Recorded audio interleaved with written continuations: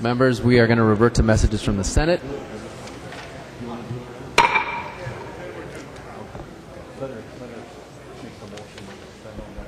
Representative Murphy. Thank you, Mr. Speaker and members. I would like to make a motion to waive Joint Rule 2.06 for House File 729, the Conference Committee Report. And it's on page 9 of the Joint Rules.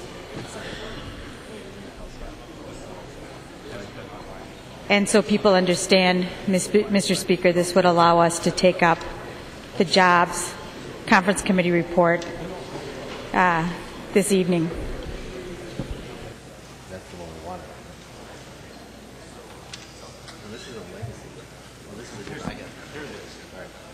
Any discussion? Representative Dowd.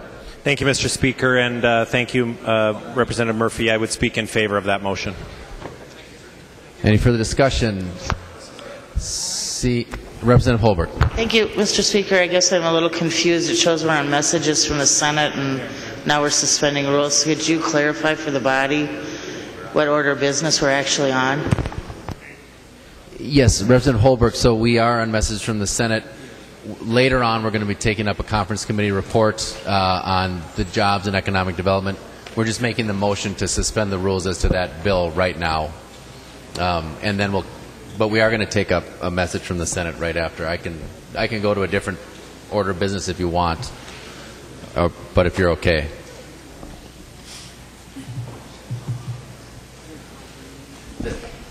So the data practice is a message from the Senate because they passed the conference report, right? No. It's been all online for quite a while. So, members, it is a message from the Senate. The first bill we're going to take up, the first conference committee report we're going to take up is the data practices conference report, which was passed first by the Senate and is now here. So it is a message from the Senate. After that, we're going to take up the jobs bill. I think Representative Murphy is just now waiving the rule as to the jobs bill. And then we'll go to the data practices bill and then the jobs bill after that. So if everybody is comfortable with that, I got a thumbs up from Representative Holberg. Okay. So all those in favor of that motion say aye. Aye. All opposed, no. Motion prevails. Thank you. Now, the message from the Senate. Will the clerk report it? Message from the Senate. Mr. Speaker, I hereby announce that the Senate has concurred in and adopted the report of the Conference Committee on Senate File 745, an act relating to state government. Conference Committee report on 745 is addressed to the Honorable Sandra L. Pappas, President of the Senate, the Honorable Paul Thiessen, Speaker of the House. We, the undersigned conferees for Senate File 745, report that we've agreed upon the items of dispute and recommend as follows. The report is signed by all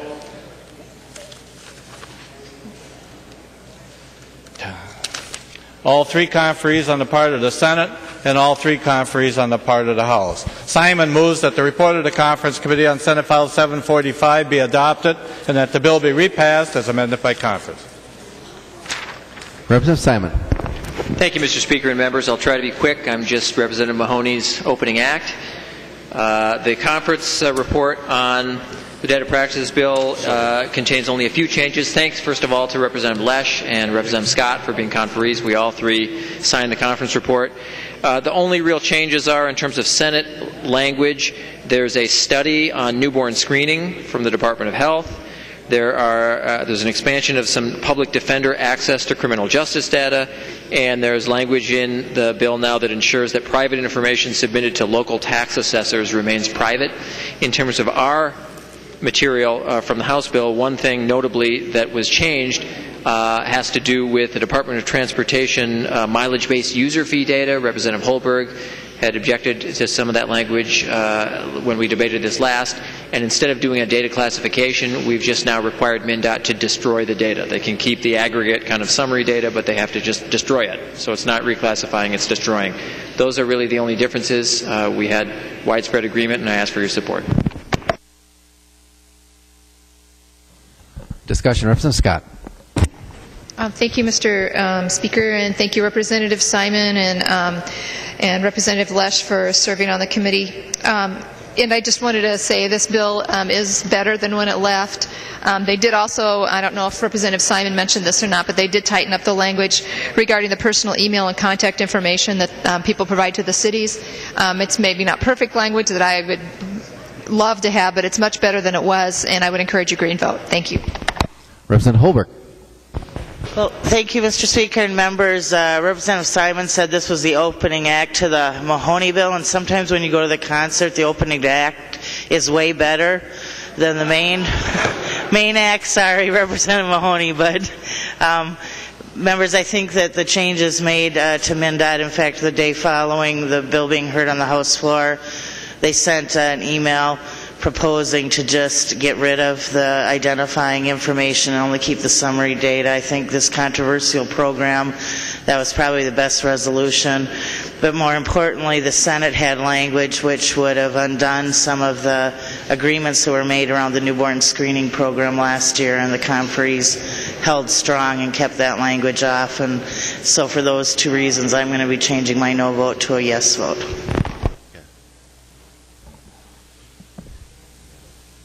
Any further discussion?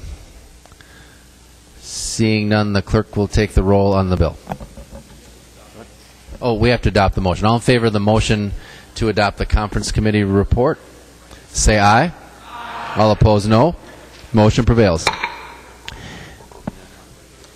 The clerk will give the bill its third reading, as amended by conference. Third reading, Senate File 745, as amended by conference. Third reading, as amended by conference. Any further discussion? Seeing none, now the clerk can take the roll on the bill.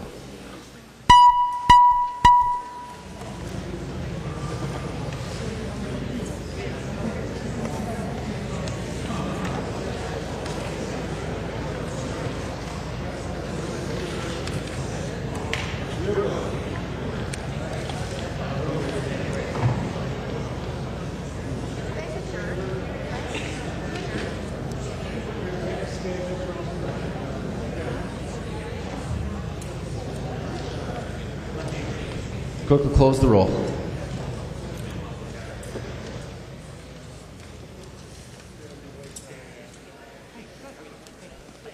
Dabney votes aye. Being 133 ayes and 0 nays, the bill is passed as repassed as amended by conference, and its title agreed to. There's another message from the Senate. Message from the Senate. Mr. Speaker, I hereby announce the passage by the Senate of the following House file, herewith returned as amended by the Senate, in which amendment to concurrence of the House is respectfully requested. House File 1183, an act relating to state government. Kahn moves that the House refuse to concur in the Senate amendments to House File 1183, and that the Speaker appoint a conference committee of 5 members of the House to meet with the like committee appointed by the Senate. Representative Kahn. There are significant differences between the bills, and it's necessary to go to conference. Any further discussion on that motion? Representative McNamara. Mr. Speaker, I'm wondering if Representative Kahn would yield for a question. She will yield. Representative McNamara. Did we adopt the motion? Representative Kahn, I caught some of the debate this afternoon. I saw the final vote in the Senate. I think it was 59 to 10 or something. A real strong vote over there. Representative Kahn, is the Senate bill, is it a lot closer to the Council's recommendations, or what are the big differences between your bill and the Senate bill? The difference is Representative Kahn. Mr. Speaker, the difference is that the House put a lot more work into the bill. The Senate hardly had any hearings on it, any things, and many inaccurate things are actually said on the Senate floor. House bill is a lot better job.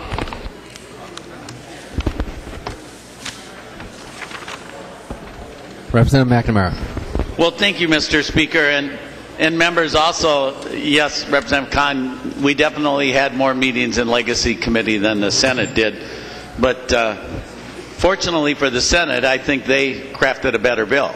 They have a bill that's fair for the entire state of Minnesota. I believe they kept the 40-40-20, the long, hard work. I think there was some testimony in the Senate of how important and how good a work that was in a bipartisan way, rural and metro. Members, Representative Kahn has asked us to refuse to concur. I would ask members to vote against this motion, and then hopefully the next thing in order would be a motion to concur, but this is Representative Kahn's motion here now to refuse to concur. I'm hoping that people will vote no. Thank you. Further discussion, Representative Erdahl. Thank you, Mr. Speaker and members. And while the Senate may have spent less time on the bill, they are, I think, paying a lot more attention to the various groups who did a lot of vetting and brought their recommendations to the bill. So I would also concur with Representative McNamara's position that we ask for a roll call on this. Thank you. Representative Erdahl asked for a roll call. Seeing 15 hands, there will be a roll call. Representative Kahn. Mr. Speaker and members, I don't even think the Senate would like this. If you listen to the Senate debate, for example, one of the issues that was talked about was from, I think it was actually from a rural senator, was the issue of how badly regional libraries were treated in the Senate bill. And they said, well, regional libraries, it will be much better when it comes back from conference committee.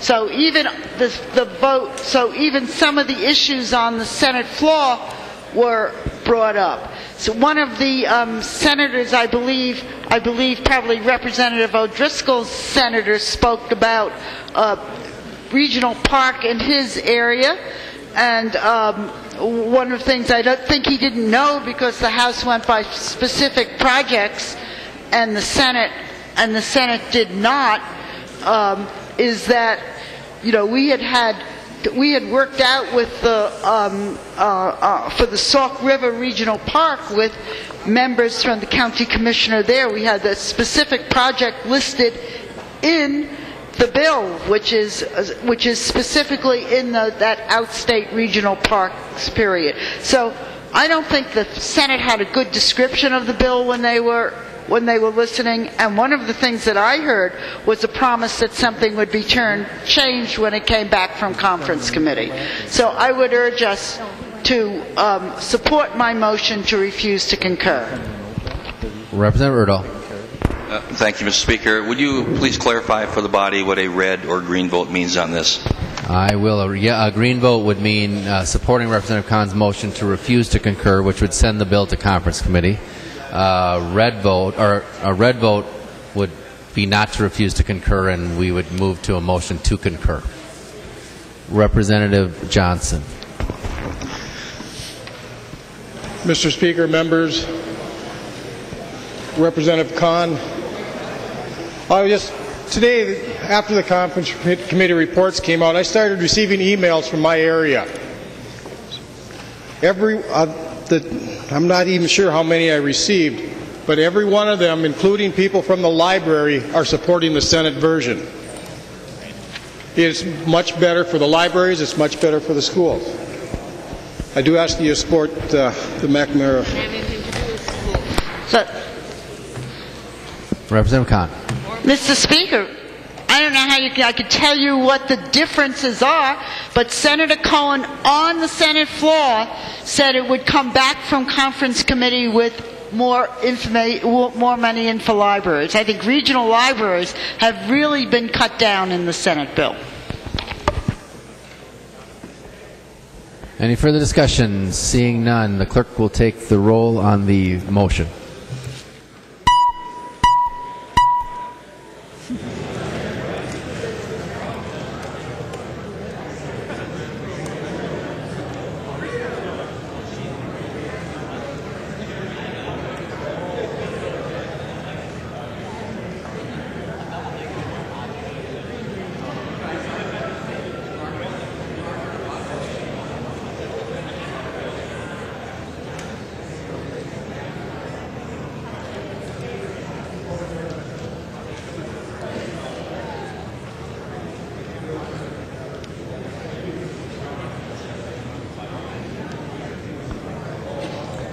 The clerk will close the roll.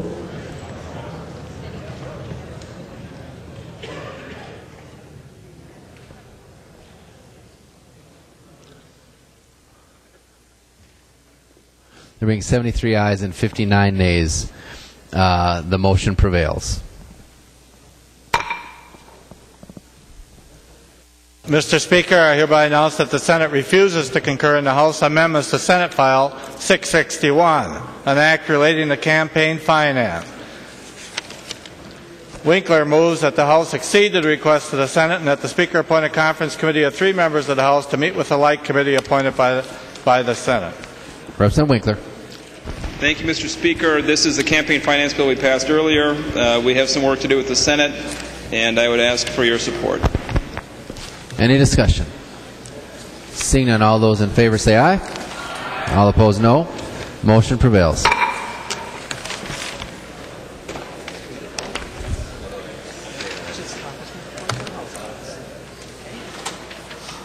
Conference committee reports on House files.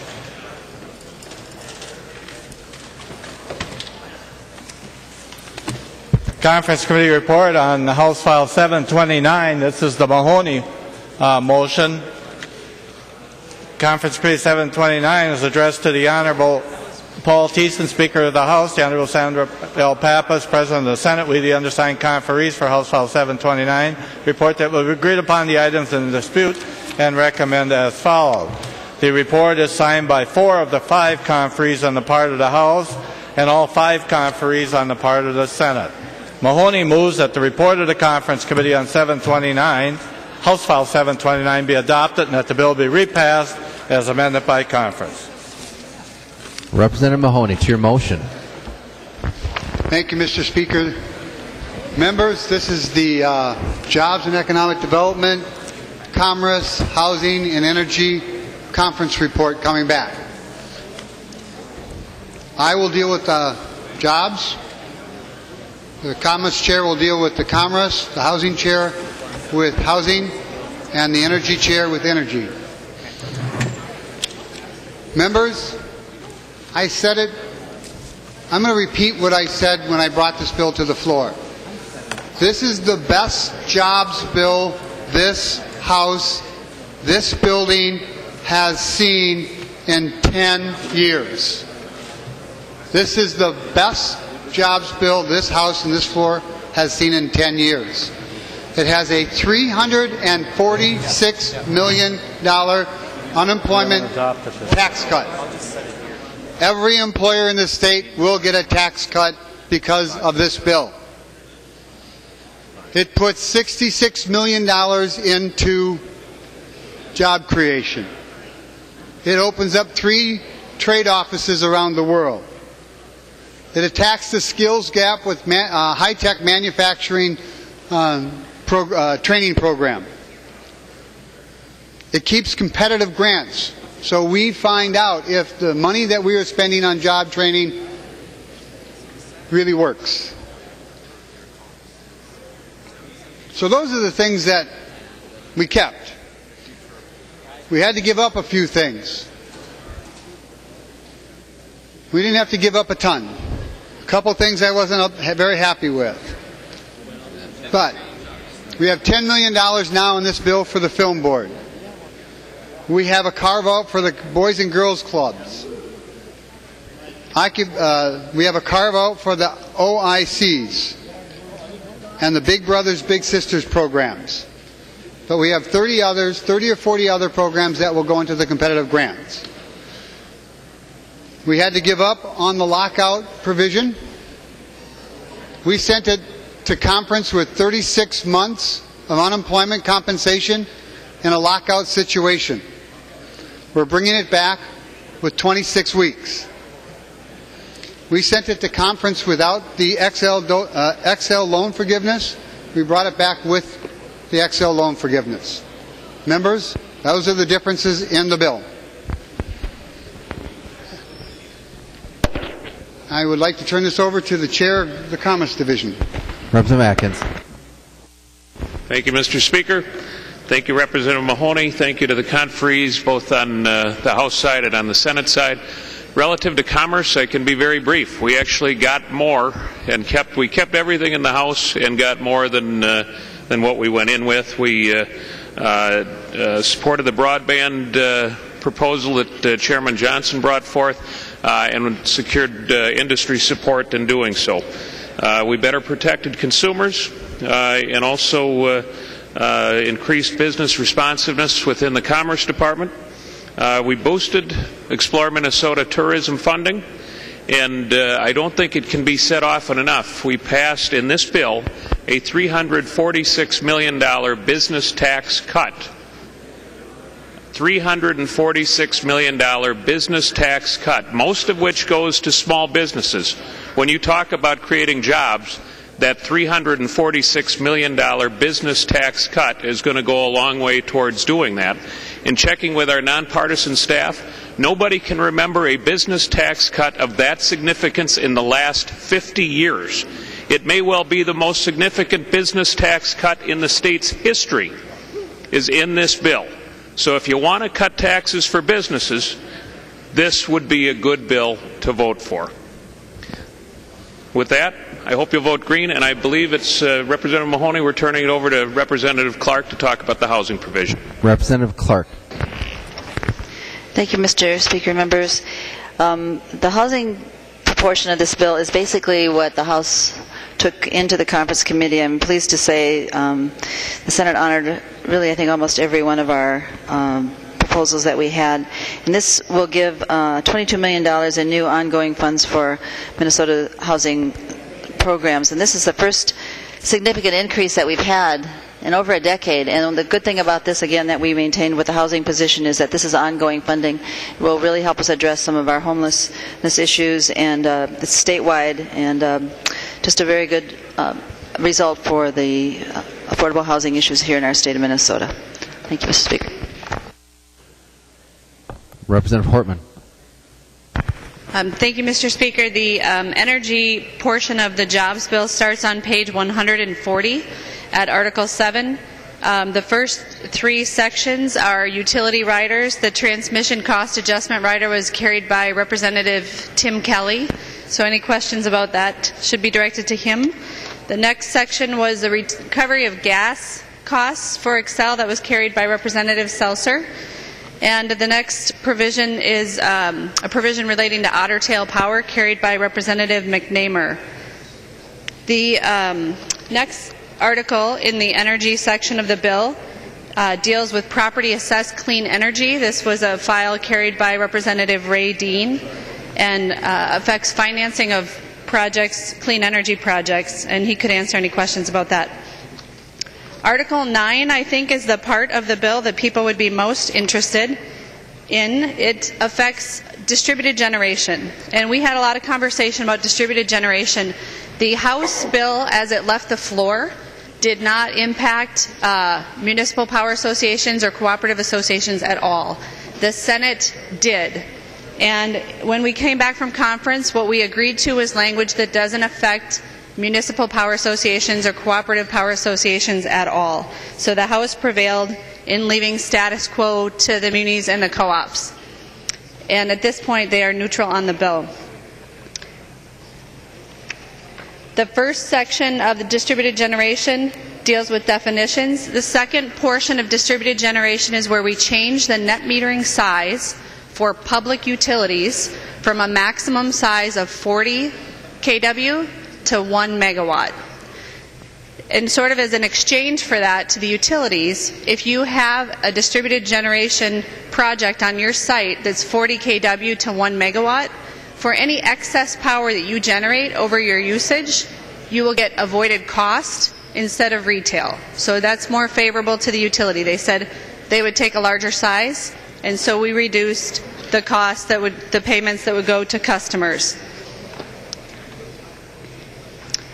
On section 4, what we did is we, on page 152, I think this was important to some members who asked questions about this. On page 152, we matched size to load. So what we required is if you're putting a net metering facility on your site, that you match it to your load. What the utilities wanted to make sure is that you weren't going to be generating a bunch of excess power and having them pay you. They don't want you to turn into a mini utility or power generator. They want you to generate close to size to load. So that's what we did at section 4. We also allow them to charge a standby rate. Utilities would like to charge a standby rate for distributed generation, and we allow that. At the next section, we allow aggregation of meters, and we use the language provided by the utilities. This was substantially the same in the House and the Senate bills. The next section is where we provide an off-ramp to the utilities. I provided in the House bill an off-ramp at 3%. So if 3% of a public utility's power came from distributed generation, they could go to the PUC and say, we don't want any more. In the Senate bill, they said that a public utility had to get to 5% penetration, and then they could get out. We compromised on 4%. Section 8 is more size to load language, and Section 9 deals with uniform contracts. At page 156, we adopted the Senate language on the value of solar. This was the language that was more favored by the utilities. Article 10 is the solar energy section. This is probably where things changed the most. When the House bill left the floor, we had a robust incentive program so that any of us could tap into the ability to put solar panels on our home and get an incentive to help us do that. The Senate had a very small incentive program offered by Excel. That was a bone of contention, so we went with the smaller incentive program that was offered by Excel. We took the Senate's language on community solar gardens with edits provided to us by Excel. Excel is the only utility that's required to have community solar gardens, and so we took their suggested language changes into account. We also took testimony from the advocates about what size that people should be allowed to have for their shares of community solar. On the solar standard, this also changed a lot. When this bill left the House floor, the House had 4% by 2025 and 2% by 2020, and we had a very near-term standard of 0.5%. The Senate had 1% by 2025. So the compromise that we reached was 1.5% by 2020. Because we got completely rid of the incentive program, the NICE incentive program that the House passed, we also put in a provision that 10% of the standard has to be met by small projects. This is so that utilities have to come to you as homeowners and residential property taxpayers and small business owners and give you an opportunity to be a part of the solar program. We also made it so that renewable energy credits that are accumulated now last until 2020. So if Excel or Minnesota Power or Otter Tail starts generating solar electricity tomorrow, they can bank that credit and save it and apply it to their 2020 number. Under previous law, they expired after 4 years. And we require the utilities to report annually. You know, the House had a strong position. We wanted action now. We wanted job creation now, and that's why we had a 0.5 standard at 2016. The compromise was to have annual reporting and have that further out goal that the Senate wanted of 1.5% by 2020. Article 11 is Made in Minnesota. That starts at page 161. That is Representative Maline's bill, House File 1167. She can answer questions on that.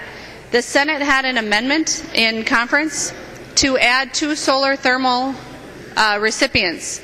I think one of them might be in Representative Paul Anderson's district, and one of them might be in Representative John Ward's district. So the bill now, in Made in Minnesota, we're supporting photovoltaic manufacturers that we currently have on the Iron Range and in Bloomington, and 2 solar thermal manufacturers in Alexandria and somewhere else, Park Rapids, I think.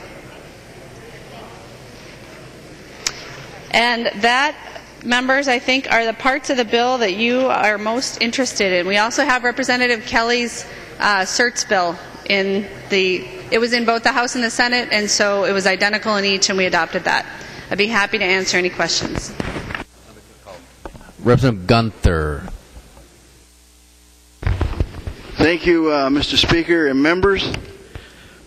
This is a good bill for jobs, and I'm going to give you some examples. workforce development is job training. We get a lot of money in workforce development or job training. I think it's very necessary to have the best prepared workforce we can. We have money in the Minnesota Investment Fund. This is the money that we used to use when Governor Carlson was here to entice industries that come from other states to move into Minnesota and hire people to produce jobs. You all knocked on doors. You all said the thing that we want to deliver to you is jobs for your neighbors and your friends. This bill does that. And the Minnesota Job Creation Fund is somewhat like Job Z. It incents people to expand their businesses or move to Minnesota. They get property and sales tax relief by doing that. And there's a lot of things they have to fulfill. They have to pay their employees a certain amount of money. These are not jobs. They're paid as much as or more than legislators are. And I realize that's not enough. But they do start out with good paying jobs. And the redevelopment grant program is one that takes care of blighted property. In the metro area, you don't have a lot of land to build new industries and light industry. This cleans the pollution out of that land so they can use it and turn it into property tax paying land and create jobs there. It does the same thing in greater Minnesota. If you have a theater that catches on fire and it's a hazard in the town of Waseca, that hazard is taken care of by having this money tear the building down and prepare that land for other outlets so we can create that into tax-paying land and job-producing land. We put money in the Center for Rural Policy and Development. Our friend Finstead needed some help. And I think that does a lot of research for greater Minnesota. And I think it's very necessary that we continue to have that. In the housing part, we put money in the Challenge Grant. The Challenge Grant, we have towns like Thief River Falls. Dan, you've heard about that community, haven't you? They are hurting for housing. They get 200 jobs a year. The community and the industry is growing. They're getting people from as far away as 60 miles away. They're going to die and not grow at all and move somewhere else if we do not have housing for that community. Jackson, Minnesota, in my district, used to be Rod's. They have 1,300 employees in that community, in that industry. It's the largest tractor manufacturer in the world. And you know, if we don't have housing, only 285 people in an industry that has 1,300 workers live in Jackson. They need housing. They just announced an expansion of 30,000 square feet and 75 new jobs. That community right now is looking for 450 people to go to work there. AGCO pays $16 an hour. Adjusted for metro inflation, it costs 27% less to live in greater Minnesota than it does in the metro. So we need help. We need to start getting our young people back from the metro or to come back down to greater Minnesota where it truly is greater. And those are just some examples. Our trade office set another record last year. We exported more products out of the state of Minnesota, not counting agricultural products, which was great too, but more products than ever before, and we are one of the leaders in the Midwest. They say it didn't produce jobs. What are these things I'm talking about? I think it really produces a lot of jobs, does a lot of good things. We started a new program. In the metro area, there's a lot of programs that address counseling and business plans for small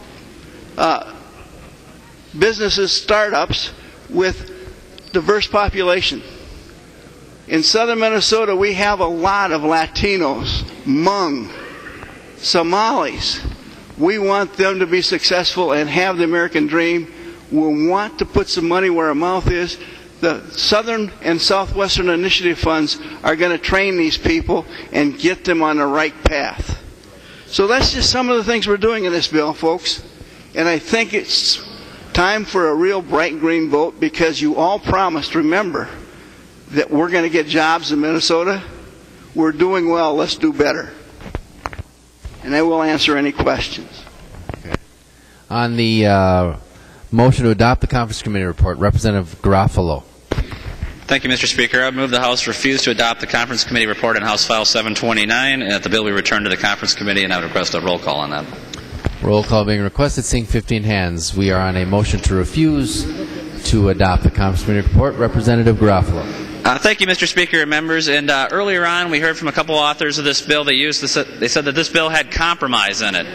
And certainly when the inmates are running the asylum, the word compromise takes up a different meaning. And so under one-party rule, we see the consequences of the last election, and specifically the consequences that are in this bill regarding energy. And what we see are higher prices, more mandates, and less efficiency in the energy programs that we're going to be offering in the state of Minnesota. Specifically, I would point out to the $150 million that is in the bill over the next 10 years for the so-called Made in Minnesota solar mandate. Now, to be clear, if you're an environmentalist who is interested in reducing carbon dioxide emissions, there are better ways to do it than this program. If you're an advocate for jobs and you want to see more jobs in manufacturing, more jobs in Minnesota, there are more cost-effective ways to create additional jobs than this program. And third and finally, if you're truly looking to have environmentally friendly legislation, environmentally friendly policies, this is the wrong way to do it. In this bill, we have carve-outs, we have exceptions, which point to the very same criticisms that members on this side of the aisle have pointed out to. That there are unfair burdens, it raises prices, that it's going to hurt energy competitiveness. In the last couple of weeks, we've seen an iron nugget plant getting built where? In North Dakota. North Dakota, where they're shipping natural resources out of Minnesota, taking it to North Dakota for processing. And we know that energy is certainly a variable that played a role in that decision. And yet here we have the DFL majority pointing to the fact, recognizing the fact that there's higher costs and exempting their buddies, their friends, from the cost of this bill. So, Mr. Speaker and members, I would ask members to refuse to adopt this Conference Committee report, send it back so we can do a better job. Representative Pepin. Thank you, Mr. Speaker. Members, I agree with Representative Garofalo. I think we should refuse to adopt. Representative Garofalo did a nice job of summarizing a lot of the reasons. I want to point out one in particular that he didn't talk about, and that is the fire sprinklers. And as many of you know, we've talked about this before, Dolly's in the process of updating the state building codes. And the Senate had a provision in the bill that would have blocked the proposed rulemaking of installation of fire sprinklers, the mandatory installation of fire sprinklers in new home construction of over 4,500 square feet, including basements. And I think that language was good. Just wanted to point out as well that of the 29 states that have updated the building code, 28 of them have updated it without mandating the fire sprinklers. California is the only state that did. I think Minnesota should follow the 28 states and take the Senate language. Another reason, or a main reason, is because the hardwired alarms do equal the work of fire sprinklers, less of a risk, I believe, and the cost of this mandate could be between $9,000 and $20,000 according to the builders. So I think usually I wouldn't say this, but I think in this one instance the Senate had the correct language. I don't support the bill overall for many reasons, but this is just one reason I'd like you to consider that we should refuse to adopt. Thank you. Representative Uglum. Thank you, Mr. Speaker. I would like to also talk a little bit about this sprinkler mandate. And it's not just the cost,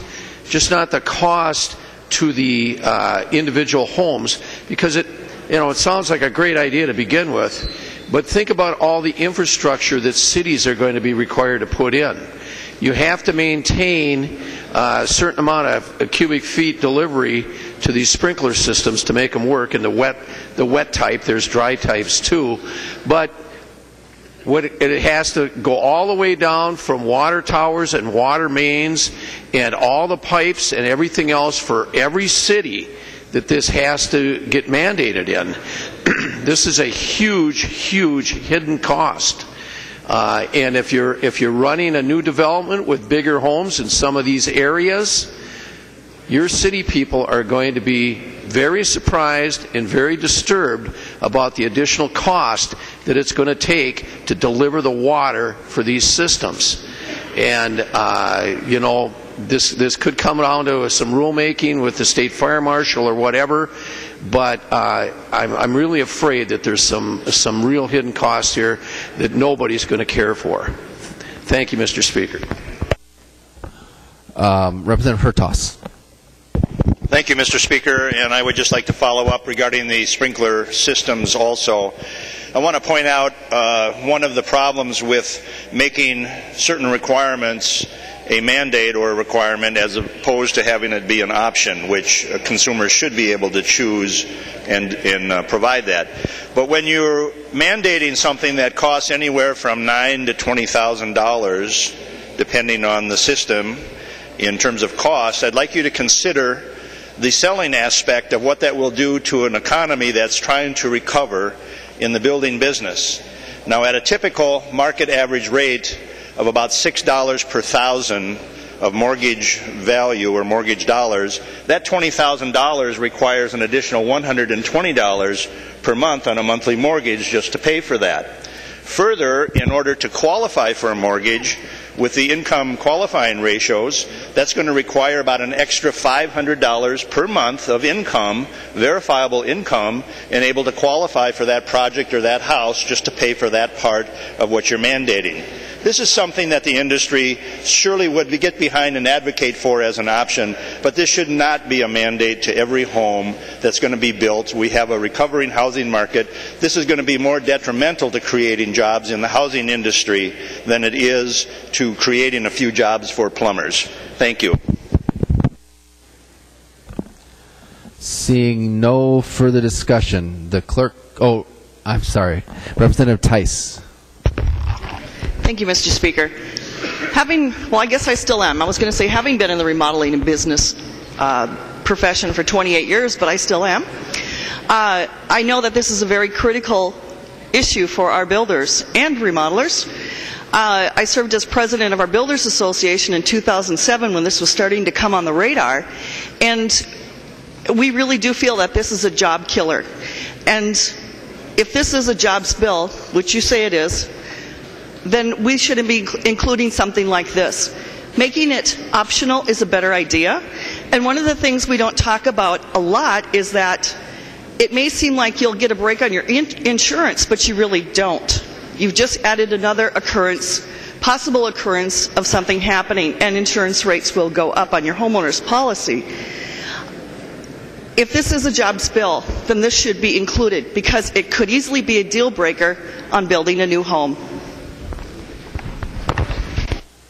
Representative Benson. Thank you, Mr. Speaker. Would Representative Mahoney yield for a question? He'll yield. Representative Benson. Representative Mahoney, I'm looking at the changes in the film board monies that are allocated after it came back. Having served on the state government finance, I'm aware of the budget as it left the House, and was wondering if you could answer some questions about the additional monies that have been added since it came back from the conference committee. There's an additional almost $5 million or $10 million that's been added, and I'm on page 6 of the bill. And if you could answer some questions, I'm sure and when you yield it to the Senate and their version and the reasons why, were you aware of the productions incentives that the film board currently uses in order to incent films to come to Minnesota, the state of Minnesota? Representative Mahoney. Mr. Speaker, members of the House, I'm vaguely familiar with them, yes. Representative Benson. Oh, thank you, Mr. Speaker. And Representative Mahoney, then there is a cogent reason for why we increased the amount, and I'd ask that if he would yield again for a question. He will. Representative Benson. Thank you, Mr. Speaker. The reason why we saw a threefold or fourfold jump in the amount, can you answer this question? First of all, the reasons that you were given that the film board needed that much more money, but are you aware that they were going to change their incentives, their productions incentives at all, and how they would use that money? And if that money isn't used, we lay it over or it goes away? Can you give us a little bit more detail about that? Representative Mahoney. Mr. Speaker, members, the film board, if there's leftover money, it rolls over to the next biennium. It's until spent. I'm not sure if you're looking at the how they changed the incentives. I would have to look it up in the bill. I did read it last night when Senator Thomasoni brought it to the table, but off the top of my head, I can't give you that particular answer. Well, thank you, Mr. Speaker. Representative Benson. And thank you, Representative Mahoney, but sounds like a bunch of baloney. This is an exponential increase to the film board with no track record of how they spend it, how it's being spent, how it will be spent, how the incentives are going to change. I have spent some time looking up how they're going to use it. I don't see anything in the bill about how we would change the film board making decisions about how those incentives are spent. Members, there's a lot of other things in this bill that certainly didn't get the exponential increases at the film board. There's no track record to incenting films to come to Minnesota that it justifies the exponential increase that comes out of this conference committee for the film board. Thank you. Representative Erdahl. Thank you, Mr. Speaker. Members, in one way I'm pleased to hear Representative Benson's concern about the film board and urging that it be done properly if films are going to be made in Minnesota. I share some of those concerns, and would Representative Mahoney yield, please? Representative Mahoney will yield. Representative Mahoney. Thank you, Mr. Speaker. Representative Mahoney, do you know, we don't want to just throw money if we don't know how it's going to be spent. I agree with that. Do you know if any business development plans have to be submitted? If that's part of this, how will we know what the business development plan for these movies is? Representative Mahoney. Thank you, Mr. Speaker. Well, my understanding is they're supposed to be reviewed by the film board, and we did make some changes to the film board. We made this a minimum Minnesota expenditure of $1 million rather than a production cost in excess of $5 million, because as it was explained in conference, the production cost could be anywhere, and the expenditure was a lower number but more to be spent in Minnesota. And as to that was to Representative Benson's question. And as to yours, it's the film board that is supposed to make those particular decisions. Again, I would love to have more accountability. It's very difficult to get accountability into these particular bills. Representative Anderson. Thanks, Mr. Speaker and members. Another comment on the mandatory sprinkler systems. Here we go again, raising the cost of living in Minnesota, building a home in Minnesota. 4,500 square feet is certainly not a mansion when you include an unfinished basement. And could you imagine the surprise of somebody coming home from work one night and having their sprinkler system malfunction and having all that water damage? And as Representative Tice mentioned, this will lead to some higher insurance rates because there is concern about malfunctioning sprinkler systems if this were to become law. And you're talking city systems, rural systems. There's going to have to be pressure requirements and such, and water requirements. This is a big deal. It's an expensive big deal. Not the time to add increased cost to construction in Minnesota. Representative Quam. Representative Quam. Thank you, Mr. Speaker. Would the chief author of this yield to, I believe, 3 or 4 questions? Representative Mahoney will yield. Representative Quam. Thank you, Mr. Speaker. I'm trying to get a little bit of transparency looking through here on the projects, and on page 3 and 4, 3.20 through 4.15, there's a project with a couple of items adding up to about $5 million that in both cases have shall be forgiven.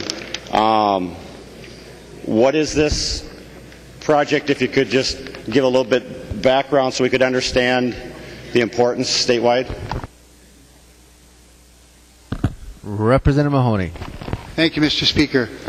Representative Quam, that is a international pharmaceutical company that is coming to a location in Brooklyn Center, to a Brooklyn Park. I'm sorry. There was a design, something called Protein Design Lab that built a pharmaceutical facility. It went bankrupt. This international company, Baxter, bought it and is coming here. This is the job incentive for them to bring 195 high-paying jobs. They're over $85,000 each, and make a $200 million investment, and with an option on a second building right next door to that one, basically with the same investment and the same number of jobs. Representative Quam. Thank you, Mr. Speaker, and I want to thank the representative for adding that clarity, because it helps me to understand some of the intent in here. Moving on to 7.22 for transparency, because on 8.1 you list Morris, but on 7.2 through 7.26 there's a one-time grant to a second-class city designated as an economic depressed area. What is that city? That would be the city of South St. Paul. Thank you, Representative Mahoney. Representative Quam. Thank you, Mr. Speaker. And on to the last, 2 points. One is on 9.32 through the middle of page 10. There's a pilot customized training program, and I like training programs, but I'm trying to understand why 24.3% is for oversight. Why a quarter for overhead, 10.3 through 10.6, coordination, oversight, reporting, etc.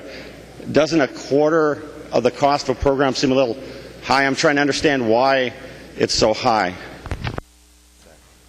Representative Mahoney. Thank you, Mr. Speaker. That is the precision manufacturing training program in the Job Skills Partnership now.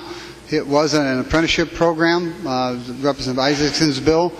It is a new program trying to coordinate 4 different programs so that they can get their training in these particular facilities, and put up a website that reaches down into high schools and bring more young men and women into the manufacturing industry. Representative Quam. Thank you, Mr. Speaker, and I do appreciate the program, and we need to have oversight. My main concern is a quarter of the cost is that oversight or overhead. And my final query is on page 30 in section 15, transfers.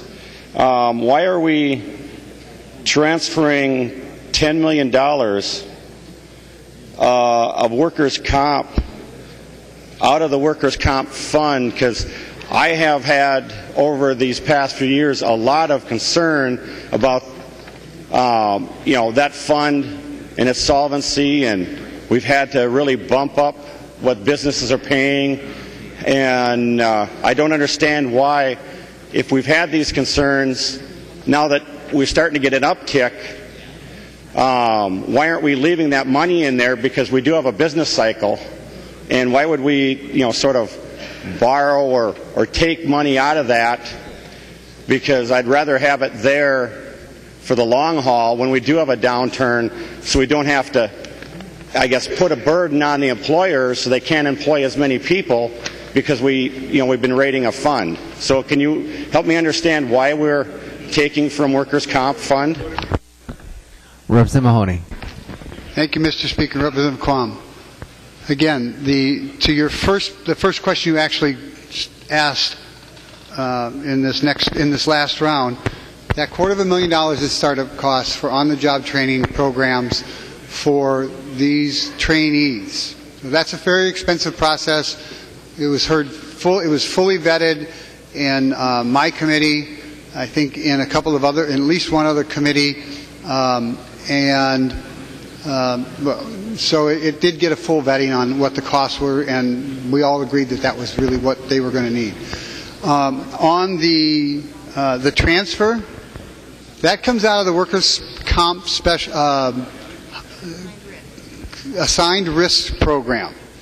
What that is if you have a bad accident record and cannot get commercially available workers' compensation insurance, you have to buy it from, the state has to make it available because we require it.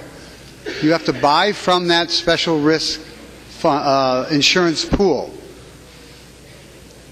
because, well, and because they cannot charge lower than a commercial product by law, they have to be, a competitive rate, they build up a surplus. This is the surplus from their premiums and the assigned risk and their surplus from their investments. So we took $10 million out of that. I think it's been done a number of different times. Representative Quam. Thank you, Mr. Speaker, and I appreciate the clarification on these points, and I guess I do have to differ with the overhead. I think we should be prudent with the programs and invest in actually the programs instead of the overhead, and I wish we could find a way of doing that better. And then I just don't like the idea of transferring out of these special funds that we go into and sort of rating them for into the general fund. If they had been specifically earmarked for a related expense, I'm more sympathetic to that. But I know a lot of people have some funds up in the Iron Range and other places that they don't like to have it shifted to the general fund. And so I just thought I would speak up for some of the employers. Thank you. Representative Krisha. Thank you, Mr. Speaker. And I'm wondering if Representative Mahoney will yield for one quick question. He will. Representative Mahoney, I was just looking over the numbers, and the Broadband Development Office that has been moved to deed, is that still in, and can you tell me what the makeup of that will look like? Representative Mahoney, would it be okay? Mr. Speaker, I think I should probably yield to Representative Johnson. Was that okay with you, Representative Krisha? Representative Johnson. Yes, and if the question would be repeated, Mr. Speaker, I'd appreciate it. And so the question is, the broadband office, the development office, is that, I see on the spreadsheet it's been moved to deed. Is that still in here? And if it is, what is the makeup of that going to look like? Representative Johnson. Yes, Mr. Speaker. Thank you, Mr. Speaker. Yes, the office has been moved to deed. That was an agreement reached between deed and the Department of Commerce, as well as industry, that would be the place to place the office. Representative Krisha. And Mr. Speaker, if Representative Johnson will yield for one more question? He will yield. Representative Johnson. And so, how many FTEs, and is that going to be a guiding office? Is that going to be, how is that going to oversee the development of broadband for the state? Representative Johnson. Thank you, Mr. Speaker. There will be a director appointed by the governor, and he'll have one staff person, and they'll fulfill the duties that are laid out in the bill. Representative Krisha. And thank you for that, Representative Johnson. And so, members, I would rise just to have you think carefully about that. I've been in innovation a long time, and broadband with innovation for the state, one of the best ways to stifle it is to create a government agency that will facilitate it. think a little bit about this around the state. We have regional centers set up to distribute economic development funds and to develop economic development plans. And think about the phone calls that you're going to get from your area as they're trying to put together a regional broadband plan, and you're going to hear, my plan is stuck on the desk of the commissioner because they only have one staff. In our area, we are working with our local phone company to build a broadband ring. The public-private partnerships work really well for innovation. Government agencies do not. We're going to put an agency in place that is going to slow the broadband growth down in our state. The areas that already have broadband are going to move forward with plans. The areas that do not have broadband, where they need a director, will defer to the state. They'll lose their local position, and instead we'll have one director with one staff member trying to oversee this for the state. Members, this is not how you innovate. This is how you stifle. So, thank you. Representative Newberger. Thank you, Mr. Speaker. Would Representative Mahoney yield for a question? He will yield. Representative Newberger. Thank you, Mr. Speaker. Representative Mahoney, I'm looking at this film board on page 6, 621 to 628. We have a looks like a $5 million appropriation from the general fund. Question I have is, how are those funds going to be applied? Are those is that a pretty broad generalization there? Where's that? How is that money going to be allocated? Representative Mahoney. Thank you, Mr. Speaker. Representative Newberg, they are rebates. They are rebates. If the film production spends up to a certain dollar figure, and again, I don't have it in front of me, they get a rebate on a proportion of what they spent. Representative Newberger. Thank you, Mr. Speaker. Thank you for the clarification, Representative Mahoney. I just was contacted yesterday. There's an issue that's arising in many of our small communities. The film industry, as you probably heard, is going from film to digital. They're transferring over, and these small community theaters are going to have to make a very expensive upgrade, and it's going to force a number of them out of business. I was contacted by one theater owner in particular that said that if they don't come up with the at least $150,000 by the end of the year, they're going to have to close their doors. This is an established business that's been around for generations. So I was wondering if there was any leeway in here, if there was any space for these smaller theaters to do these unfunded mandates, to do these upgrades. Is that something that would be applicable? Representative Mahoney, if he would yield. He will yield. Representative Mahoney. If I understand, thank you, Mr. Speaker. If I understand the question correctly, you're asking if the film board can subsidize the transition from one form of film to another form of film for movie theaters. The answer would be no. Representative Newberger.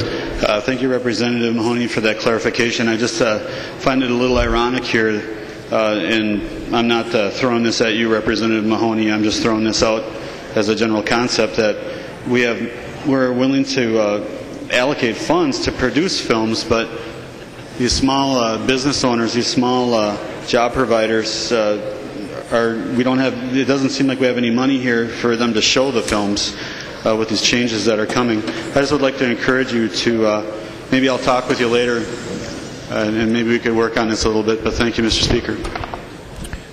Representative McDonald. Thank you, Mr. Speaker. Would the author yield for a question, please? He will yield. Representative McDonald. Mr. Speaker, Representative Maloney, I see in page 6 under section 6.19 the $100,000 each year for the grant for the Northern Lights International Music Festival, so there'd be a total of $200,000 for that festival. So I was curious just to, of course, I'm sure I wasn't the only one that looked up that particular section amongst many that I was curious. So it seems that it's the 10th anniversary Northern Lights concert and film festival up in the Iron Range. And you have some great concerts, some opera, some jazz, Gershwin's Rhapsody in Blue. That was one of my personal favorites, actually. I like that a lot. But I'm just curious, is this particular festival, is it a non-profit group? Is there the local communities? Is it a fundraiser? Is there admissions? Do they charge admissions to go to the performances? Is there any profit made from these performances? Could you explain a little bit about regarding that section, please? Representative Mahoney. I can tell you two things. That this is really actually in the wrong section of the bill.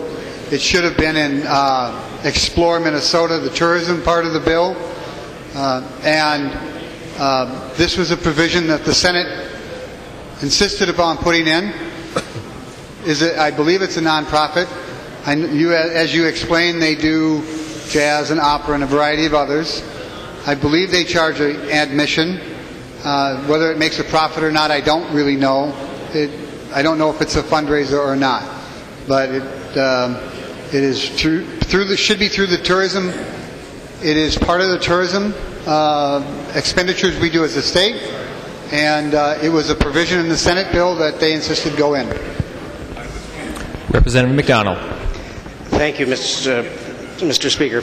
So, Representative Mahoney, if I heard you right, shouldn't really be in this bill. Is that right? If you would yield for a question. He will yield. Representative Mahoney.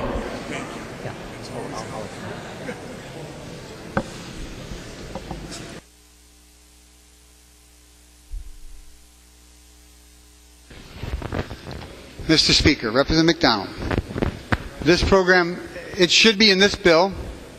It is run through Minnesota Tourism. It is run through Minnesota, the agency Minnesota Tourism, and it's a grant from deed to the Minnesota Board, the Minnesota Tourism, to put this particular festival on. Representative McDonald. Thank you, Mr. Speaker. Well, Minnesota tourism is a $42 million industry in the state of Minnesota, so it's a good thing. And as Representative Atkins often said in several of his bills, that for every dollar spent in tourism, it yields $15. So if that is the case, then that's a good thing. Can you quantify that this $200,000 that is in your bill, is that from the fruits of the dollar invested into tourism? He will yield. Representative Mahoney. Are you saying yes? Representative McDonald. Thank you, Mr. Speaker. Well then, Representative Maloney, perhaps, of course we can't offer any amendments, but Delano has, perhaps if you weren't aware, the oldest and largest 4th of July parade in the United States. So says the Chamber of Commerce. And we have a big music festival. And it's all nonprofit. It's the Lions Club, it's the Athletic Club, it's the JCs, it's the Sportsman's Club. Boy, who am I else forgetting here?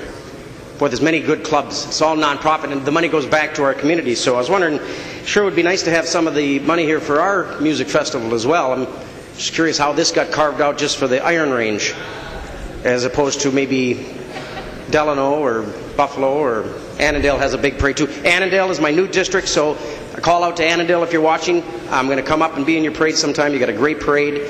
Delano's just as equally as good, but we'd love to have a little extra help on our fundraisers and our music festivals. Is that, if you could yield for that question? He will yield. Representative Mahoney. Mr. Speaker, I believe that would be an application to the Minnesota Tourism Department. Representative McDonald. Well, thank you, Mr. Speaker. Well, since I'm on that the commission as a advisor or a liaison, I'll work with Representative Ward, and we'll see what we can do for other areas in the state, not just the Iron Range. Further discussion. Members were on the Garofalo motion that the House refused to adopt the conference committee report. Any further discussion? Representative Erickson. Thank you, Mr. Speaker. Would the author yield to a question, please? He will yield. Representative Erickson. Thank you, Mr. Speaker. Representative Mahoney, on page 10, there are appropriations listed, and then the phrase, the prepositional phrase, is for the purposes of this paragraph. There's one for Century College, Hennepin Technical, and Central Lakes. Specifically, purposes of this paragraph, to what does that refer? Representative Mahoney. Thank you, Mr. Speaker. Representative Erickson. That is the high-tech manufacturing training program. It's a training program that Representative Kahn was talking about in 4 different areas of the state. Those 4 particular institutions that you mentioned. The program that they're supposed to train in is further back. It gives a little bit more detail, or a lot more detail, further back in the bill. But we're trying to train young people or old people that want to go into manufacturing. It's a very good paying job nowadays. It's not the job that our fathers used to come home in their grungy dungarees, and this is a way to get to address that skills gap that we've heard so much about over the last couple of years. Representative Erickson. Thank you, Mr. Speaker. Thank you, Representative Mahoney. I did find the language. It's the $987,000 that's divided up for the customized training program, correct? Would he yield for another question, Mr. Speaker? He will yield. Representative Erickson. Thank you, Mr. Speaker. Representative Mahoney, on page 9, is the Fast Track Minnesota Adult Careers Pathways Program one that we have created, or is this a private program? Representative Mahoney. Thank you, Mr. Speaker. Representative Erickson, that was a pilot program 4 years ago and 2 years ago in a number of small areas that deals with the hardest of the hard to train. This is an expansion of this particular program. It helps people who don't have a GED and get their high school diploma, go on to college, or go into job training and find a job. It combines adult basic ed.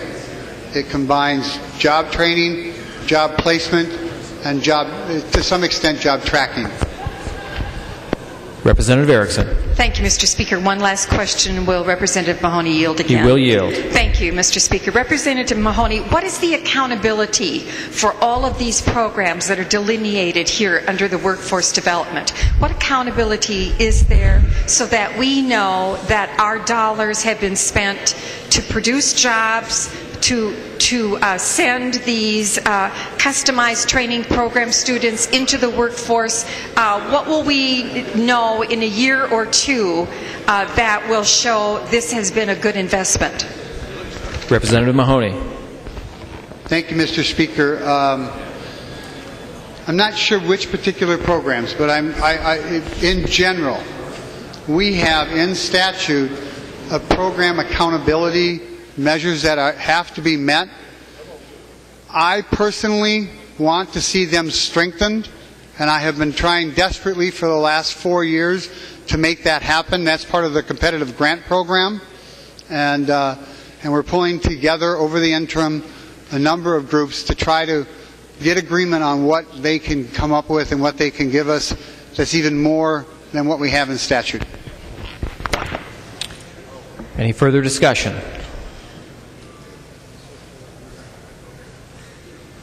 Representative Drazkowski. Thank you, Mr. Speaker. Wondering if Representative Hortman would yield for a question. She will yield. Representative Drazkowski. Thank you, Mr. Speaker. Representative Hortman, on page 158 of the 178 page government spending bill, mandated spending bill, I apologize, is a section about community solar gardens. So we're going to have a solar garden now. Representative Hortman, what are we raising in the solar garden? Representative Hortman. Thank you, Mr. Speaker, and Representative Drazkowski. I really didn't care for that terminology either, but that is what Excel calls their program in Colorado. And since we picked the community solar proposal that was more crafted by Excel than by the clean energy advocates, we were using their language, so we used the name that they put in there. So that might be a question better posed to Excel of why they chose that name. Representative Drazkowski. Thank you, Mr. Speaker, and thank you, Representative Hortman. I wonder if Representative Hortman will yield one more time. She will yield. Representative Drazkowski. Thank you, Mr. Speaker. So, Representative Hortman, I understand it's not your title, but what are we raising in the solar garden? What's it, you know, obviously we must be raising something here. Representative Hortman. Thank you, Mr. Speaker. Representative Drazkowski, if a person wanted to participate in generating solar energy but they didn't have a great roof for it, or perhaps they had a great roof but they had a great tree that was shading that roof, a person could join a group of other people who were building these projects. I understand Representative Garofalo has a great roof. I have a terrible roof for solar, but if we lived near each other, we could partner up with some others and invest together. And then it would be like virtual net metering. So it'd be the same. It'd be like if we shared a wind turbine and you got part credit and I got part credit, but it's just solar panels. Representative Drazkowski. Thank you, Mr. Speaker. Would Representative Garofalo yield for a question? He will yield. Representative Drazkowski. Thank you, Mr. Speaker. Representative Garofalo, can page 158 of the 178 mandate and jobless bill, can you tell me, we have community solar gardens. What are we raising in these solar gardens? Representative Garofalo. Thank you, Mr. Speaker. Representative Drazkowski, thank you for this question. I was hoping somebody would ask me about the solar gardens.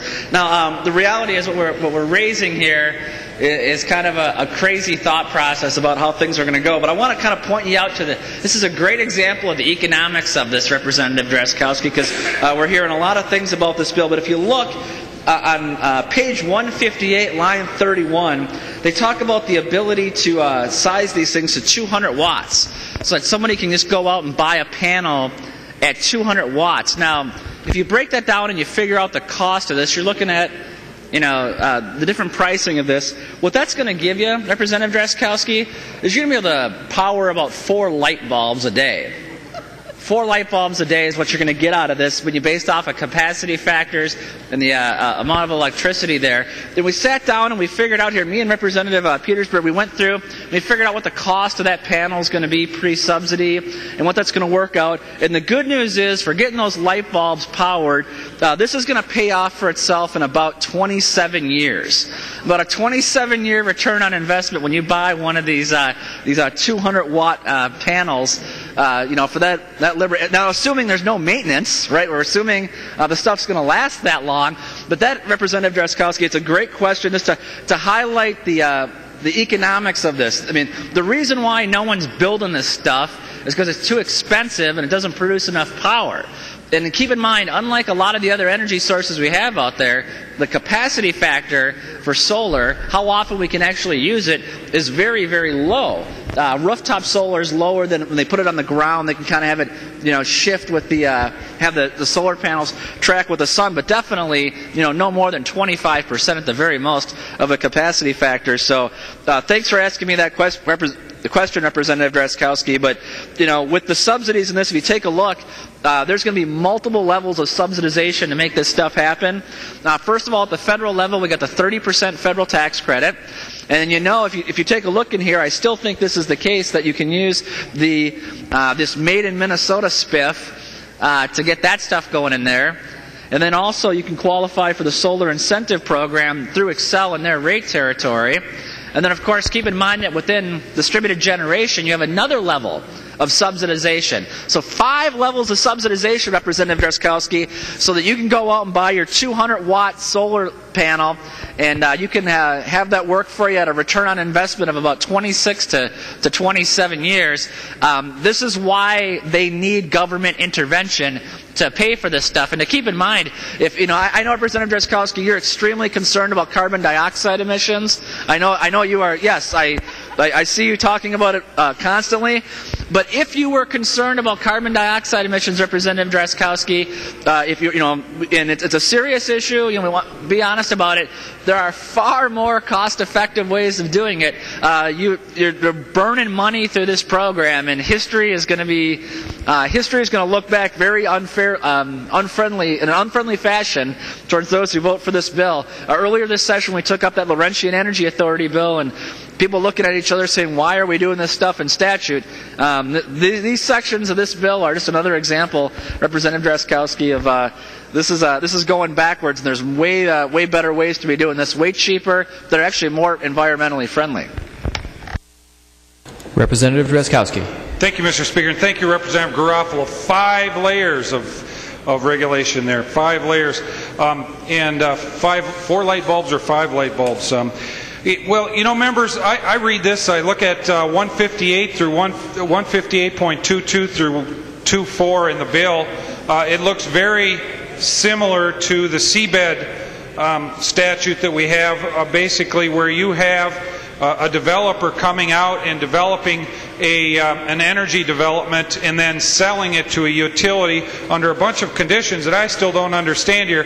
I know Representative Kelly and I represent Goodhue County together, and we understand what seabed is and the failings of that. Seabed is a situation where we have the utility and the energy developer reach an agreement at a price for producing that energy under a contract by which the people of Minnesota have no idea what the price of that contract is. They have special ability to set higher rates for this inefficient energy and then recapture it according to law, the seabed law, by charging the ratepayers for this electricity for the higher rates, and the ratepayers never know what that additional margin is, that additional rate of energy is because of that. That seabed statute allows those rates to go up in order to provide for that inefficient energy to cash flow. So, members, this looks very similar to that, and all I can really surmise is all we are raising in the community solar gardens are rates. We're raising the rates in the community solar garden. And you know, members, my background's agriculture. Many of us have a farm background. Many of us have gardens, and we realize, you know, you try to raise things in gardens, and then at the end of the year, some of the things die in the gardens. Some of the things actually die in the gardens, and that's the time you harvest them and eat them. But what's dying here, members, are jobs. Jobs are dying in the community solar gardens. The research tells us that for every 2-cent increase per kilowatt in the cost of electricity, 50,000 jobs in Minnesota are lost. We are raising rates and killing jobs in this section of the bill, not to mention the other parts of the bill as well. Mr. Speaker, wondering if Representative Mahoney would yield for a question. He will yield. Representative Drazkowski. Thank you, Mr. Speaker. Representative Mahoney, I was intrigued by the music festival that we are extracting $200,000 over the biennium from the hardworking Minnesota taxpayers and paying for a music festival. Can you tell us what kind of music they are? At least we want to know what kind of music that the taxpayers of Minnesota are paying for at the rate of $200,000. Can you tell us? Representative Mahoney. Well, Mr. Speaker, before I tell you that, which actually Representative McDonald actually told you and told the rest of us what they did there about 15, 20 minutes ago, I've heard a lot on this floor about the sprinklers. Now understand that this has got a $346 million business tax cut. This is the best jobs bill that we have seen in this state in 8 or 10 years. This has new accountability for how we are spending job training money. This bill has all sorts of good stuff in it. And the governor has vetoed the sprinkler bill twice. So for those people who think we're supposed to put at risk hundreds and hundreds of thousands of jobs, well, maybe not hundreds of thousands of jobs, but thousands of jobs, and tax cuts for business, the largest tax cut for business ever under a Democratic House and a Democratic Senate and a Democratic governor at risk for sprinklers that even the commissioner is not all that particularly thrilled with. That's silly. And then the second part of that is, why do you think we have a Department of Labor and Industry with a code division? I don't know how many people out here, other than maybe 3 or 4, have ever had a pipe earn their living with a pipe wrench or a shovel. I'm more comfortable letting the professionals make the codes so they coordinate them all together. Our fire codes are really very good. And I'm not a big fan of sprinklers either. But I'm certainly not going to risk the largest tax cut in state history, millions and millions of dollars to help businesses start and stay in the state of Minnesota for that particular reason. Now, Representative Drazkowski, jazz, opera, I suspect they play a little rock and roll, maybe some bluegrass, a whole variety of stuff. I suspect they even put on plays there. Representative Drazkowski. Thank you, Mr. Speaker. Would Representative Mahoney yield once more? He will yield. Representative Drazkowski. Thank you, Mr. Speaker. Representative Mahoney, can you tell us, has this $200,000 appropriation of hard-earned taxpayer money being redistributed by the government, has it been spent before on a music festival like this or this particular one? Representative Mahoney. Well, thank you, Mr. Speaker. And there's many people here that understand the economic theory of spending a dollar on art. I think we've had many discussions on this House floor about spending on art and the transfer and the expansion of economic development from the arts. We're spending a couple $100,000. You know, whether it was ever spent before or will ever be spent again, we kind of work in 2- and 4-year increments. But, as Representative Atkins said, in tourism, you get a $15 for every dollar spent return. Even on a bad day, let's say you get $5 back on a dollar spent. Wherever the International Music Festival is, they are going to generate money for their hotels, for their restaurants, for their gas stations, maybe even for their photographers. Who knows? But that's how that particular thing works. And whether it was before or ever again, no, I can't tell you. Representative Drazkowski. Thank you, Mr. Speaker, and thank you, Representative Mahoney. I do have the web page for the festival in front of me. They've actually received Arts Board money, legacy funds, and others.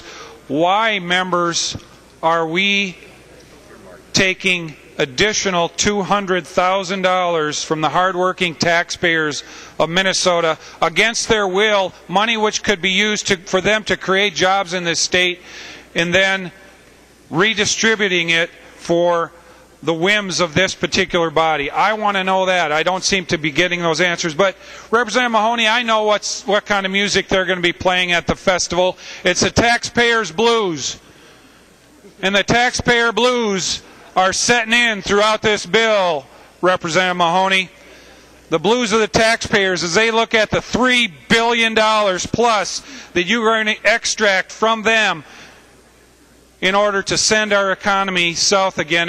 And that leads me into the segue. Representative Mahoney, I've got the fund balance for the Unemployment Insurance Trust Fund.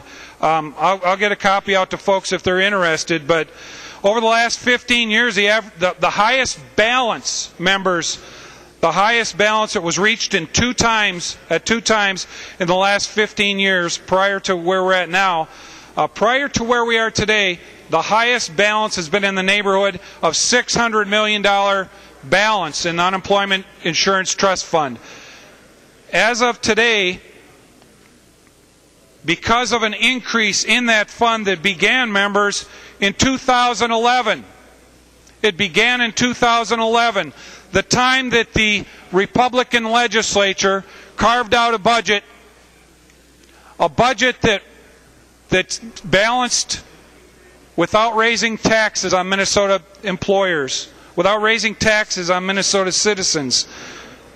That particular budget and the economy that has resulted since, in the last 2.5 years, has brought the Unemployment Trust Fund from a negative $400 million, I need my cheaters here, negative $600 million to $1.5 billion balance.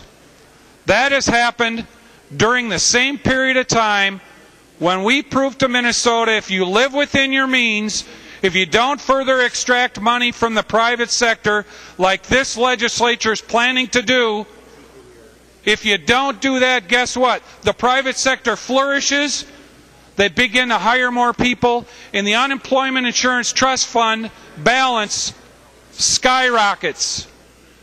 And that's what we have here today. We've got a $1.5 billion surplus in the Unemployment Trust Fund, and the Democrats in this bill, in this mandate and spending bill, this jobless spending bill, actually take that balance down by reducing the rates.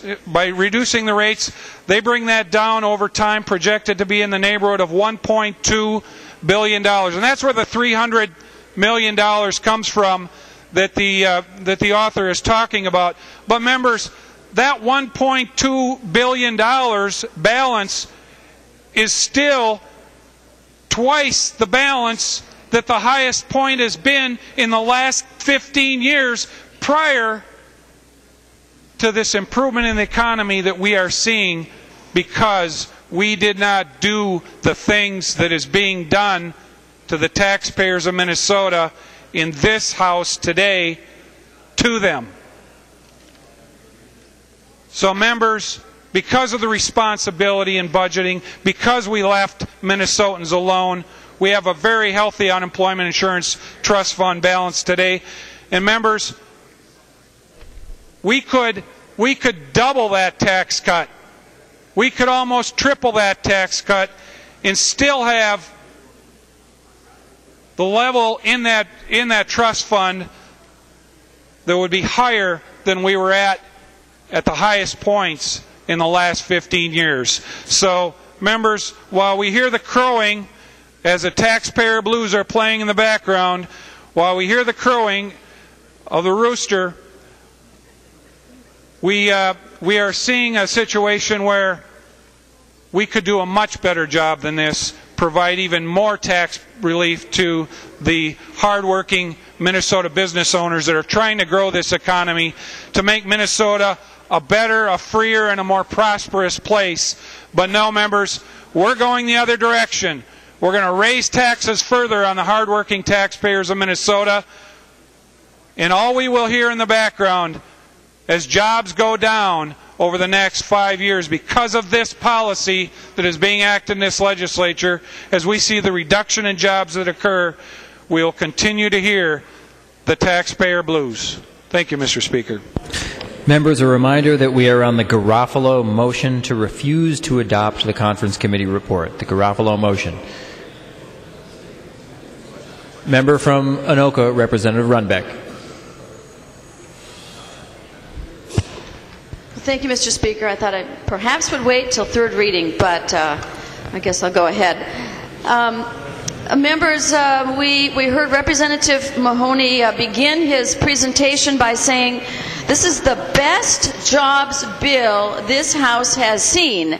And then he immediately lapsed into telling us how much money he's spending. And you have to just kind of chuckle, because this is typical government speak.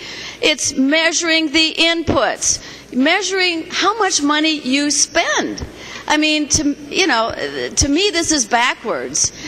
You don't measure outputs. That doesn't tell you. You don't measure inputs. That doesn't tell you anything.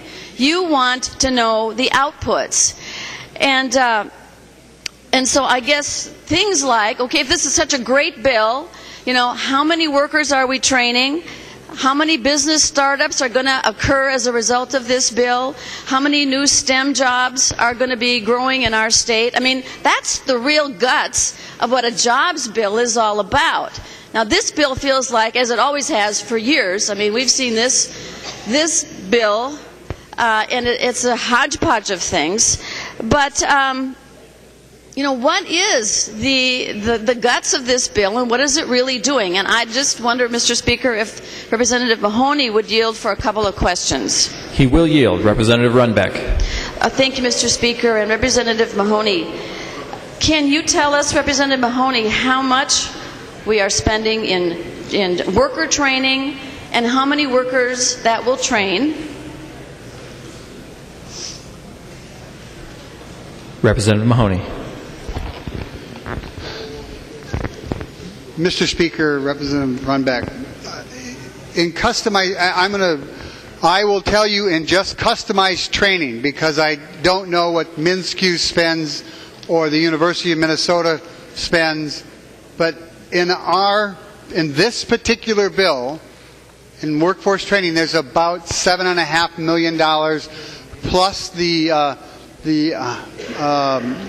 high-tech manufacturing piece of another $1 million, but that's another $1 million, and I think that should cover it about $9 million in direct aid for training, workforce training.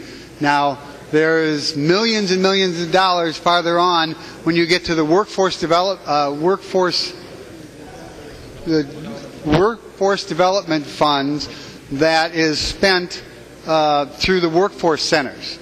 I have to look at that particular piece, but it's got to be north of $30 million a year. So in the process here, we're talking $40 million 1 year and $30 million. You add that together, I guess you're going to get about $35 million a year over the next 2 years. Well, thank you, Representative Runbeck. Mr. Speaker and Representative Mahoney. I guess if there's anything that has frustrated me over the years about this process is, you know, we don't aggregate. We don't really understand the big picture. And so here again, it's a little hard to get at some of the most important numbers, which I think are how much we're spending on worker training, how much we're spending on business development, and sort of what are going to be the results. But I think you've kind of made my point that it's kind of the last thing we think about. And that's a flaw in the process, an absolute flaw, that it's really not much more measurable than this. So my suspicions are confirmed. We're doing still a lot of spending to sort of pad government and grow government, and it's the Keynesian stuff, thinking we're stimulating, but really we're ending up just with bigger bureaucracy. Representative Mahoney, I came across some information just today actually from the Kauffman Foundation. Perhaps you've heard of them. They are the nation's largest foundation that is devoted to entrepreneurism. And apparently I had not heard of them, but they have ranked Minnesota 44th in entrepreneurial activity. I just wonder how you would regard these numbers. 26th in initial public offerings, 37th in STEM job growth, 34th in long-term job growth. And they went on then to give our tax code a C+, and concluded by saying that Minnesota ranks dead last in business creation. I mean, to me, it is what we ought to be looking at in the mirror every morning. We ought to be checking these numbers and saying, what direction are we taking our state? Because we're focusing on the inputs and the spending. Have we really given enough thought to the climate we're creating in Minnesota? And I know that's not what this bill is about, but here we are spending $250 million, and it all may be for naught if in fact our tax code is a tremendous drag on what's going on in the job creation picture. And I would submit to you that is what's happening, and the good stuff in this bill can't nearly compensate for the fact that we've got trouble, and it has to do a lot with our tax code and our cost of business. So I would urge that we reject this bill, and Try again. He will yield. Representative Mahoney. Representative Rumbeck, I want to apologize. I said $35 million a year. It's actually $31 million a biennium on direct spending in this particular bill on workforce training. And the Kaufman Institute is on my email every morning, along with about 5 or 6 others. So I do know about it. And Kaufman always ranks us low because Kaufman is based in Kansas and thinks Kansas is the best place in the world. We're ranked, depending on who you listen to and which particular think tank you go and look at, we can be ranked in the top 10 or the bottom 10. We can be ranked in the middle on taxes or in the top or the middle. We can be ranked on job creation or entrepreneurship or everything else. Those rankings are relatively immaterial. It might be more poignant to look at what our unemployment rate is. And our unemployment rate is the best in the upper Midwest by not fractions of a point, but full points, a dozen of them. Not a dozen, a couple points better than any place in and around us. And I think you were talking about just throwing money with Keynesian economics. Independently verified,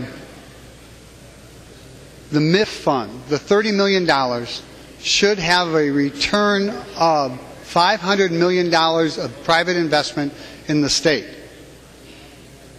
If you want data on what our workforce centers are doing or how they are succeeding, they can bring reams of data to your offices.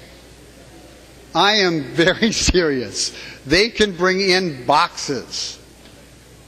But the problem is the workforce does it one way and all the other nonprofits rank them a different way.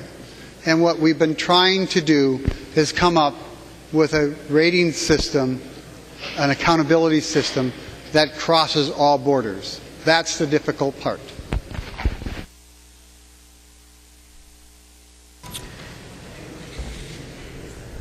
Members, we're on the Garofalo motion to refuse to adopt the Conference Committee report.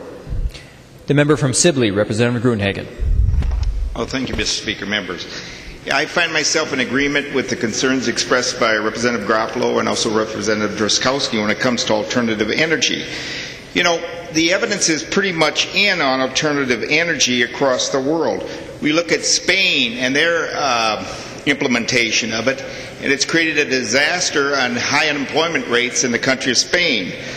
Forbes just recently published an article regarding Germany's green energy disaster. They go on to say Germany is dirtying the planet in the name of green energy and sticking its citizens with the ever-escalating tab so it can subsidize an energy source which will never generate sufficient power. This is a cautionary tale of command energy economics one other nations would be wise to heed. So we have evidence of this type of agenda being implemented across the world, and the evidence is not good. I do want to thank Representative Hortman for bringing back a bill that's not quite as damaging as the one that left the House floor in terms of some of these mandates. But ultimately, you know, the underlying philosophy that supports all this is the so-called man-made global warming or climate change theory. And, you know, the fact is, members, there's more and more evidence coming in that it's just a complete United Nations fraud and lie. Okay? The latest facts from CPAC show that in the last 16 years, there's been no global warming. The last 16 years, members. I mentioned this last session. There was a petition by over 30,000 U.S. scientists 9,000 with PhDs that signed that basically said there is no convincing scientific evidence that human release of carbon dioxide, methane, or other greenhouse gases is causing or will, in the foreseeable future, cause catastrophic heating of the Earth's atmosphere and the disruption of the climate.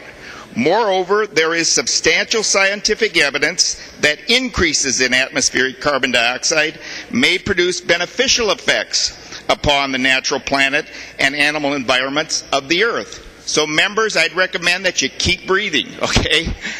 Because, you know, man-made global warming believes that exhaling causes global warming, all right?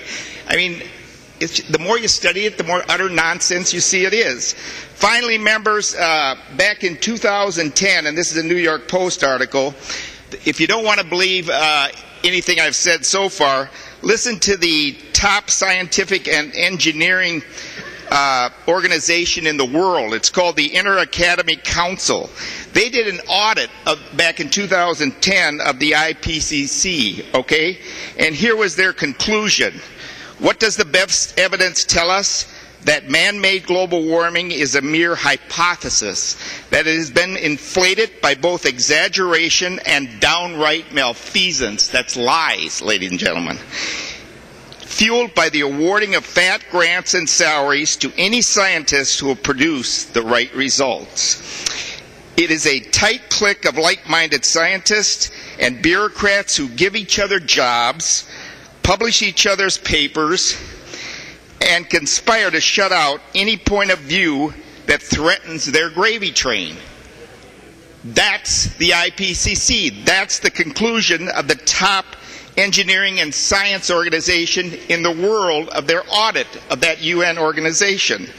The fact is, members, we're driving up our energy costs.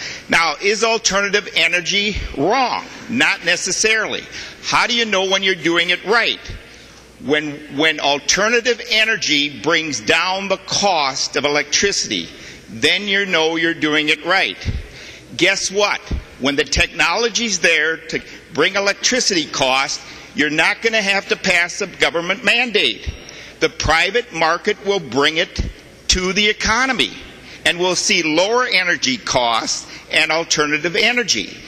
What government mandates do is simply bring energy production, alternative energy production, to the market in an expensive, inefficient way that creates huge subsidies. The result is the so-called green energy basically enriches the few at the expense of the many and drives up our energy costs, which hurts our citizens, families, and of course our job creators. Finally, it's the example that I've repeated quite a bit. Every time government gets involved in the private sector, you can expect two results. The price of everything goes up, and it becomes very inefficient and wasteful. So members, I rise in support of refusing to adopt this. Let's send it back. Let's do what's right and go in a direction that actually helps our families and businesses and gives us a clean environment. Thank you, Mr. Speaker and members. Member from Carver, Representative Leidiger. Thank you, Mr. Speaker. Mr. Speaker, could you remind us what business we're on, please? Representative Leidiger, we are on the Garofalo motion to refuse to adopt the conference committee report. Thank you, Mr. Speaker and members. We have not adopted this bill. This bill that has come back from conference committee, adding on the energy bill to it, I mean, makes this whole discussion quite complex in my mind. Maybe that's, you know, an engineer's mind. We try to keep things more compartmented. I do want to say to Representative Hortman, thank you for reducing a lot of the mandates. It's still not where it should be. You know, last time I spoke, I talked about China. I talked about their energy building program, which the basis is nuclear power. And I think we have in this country 104 reactors, something right around there, that produces in this country, and we haven't We haven't increased. We haven't built a reactor, I think, in 30 years, while China intends to have 100 of them in the next 20 years, and then go beyond that. China already, or France, another country, has 70% of their baseline power is nuclear power. But we are on the motion to refuse to adopt this conference committee report, and I would ask that Representative Gunther yield for a question, please.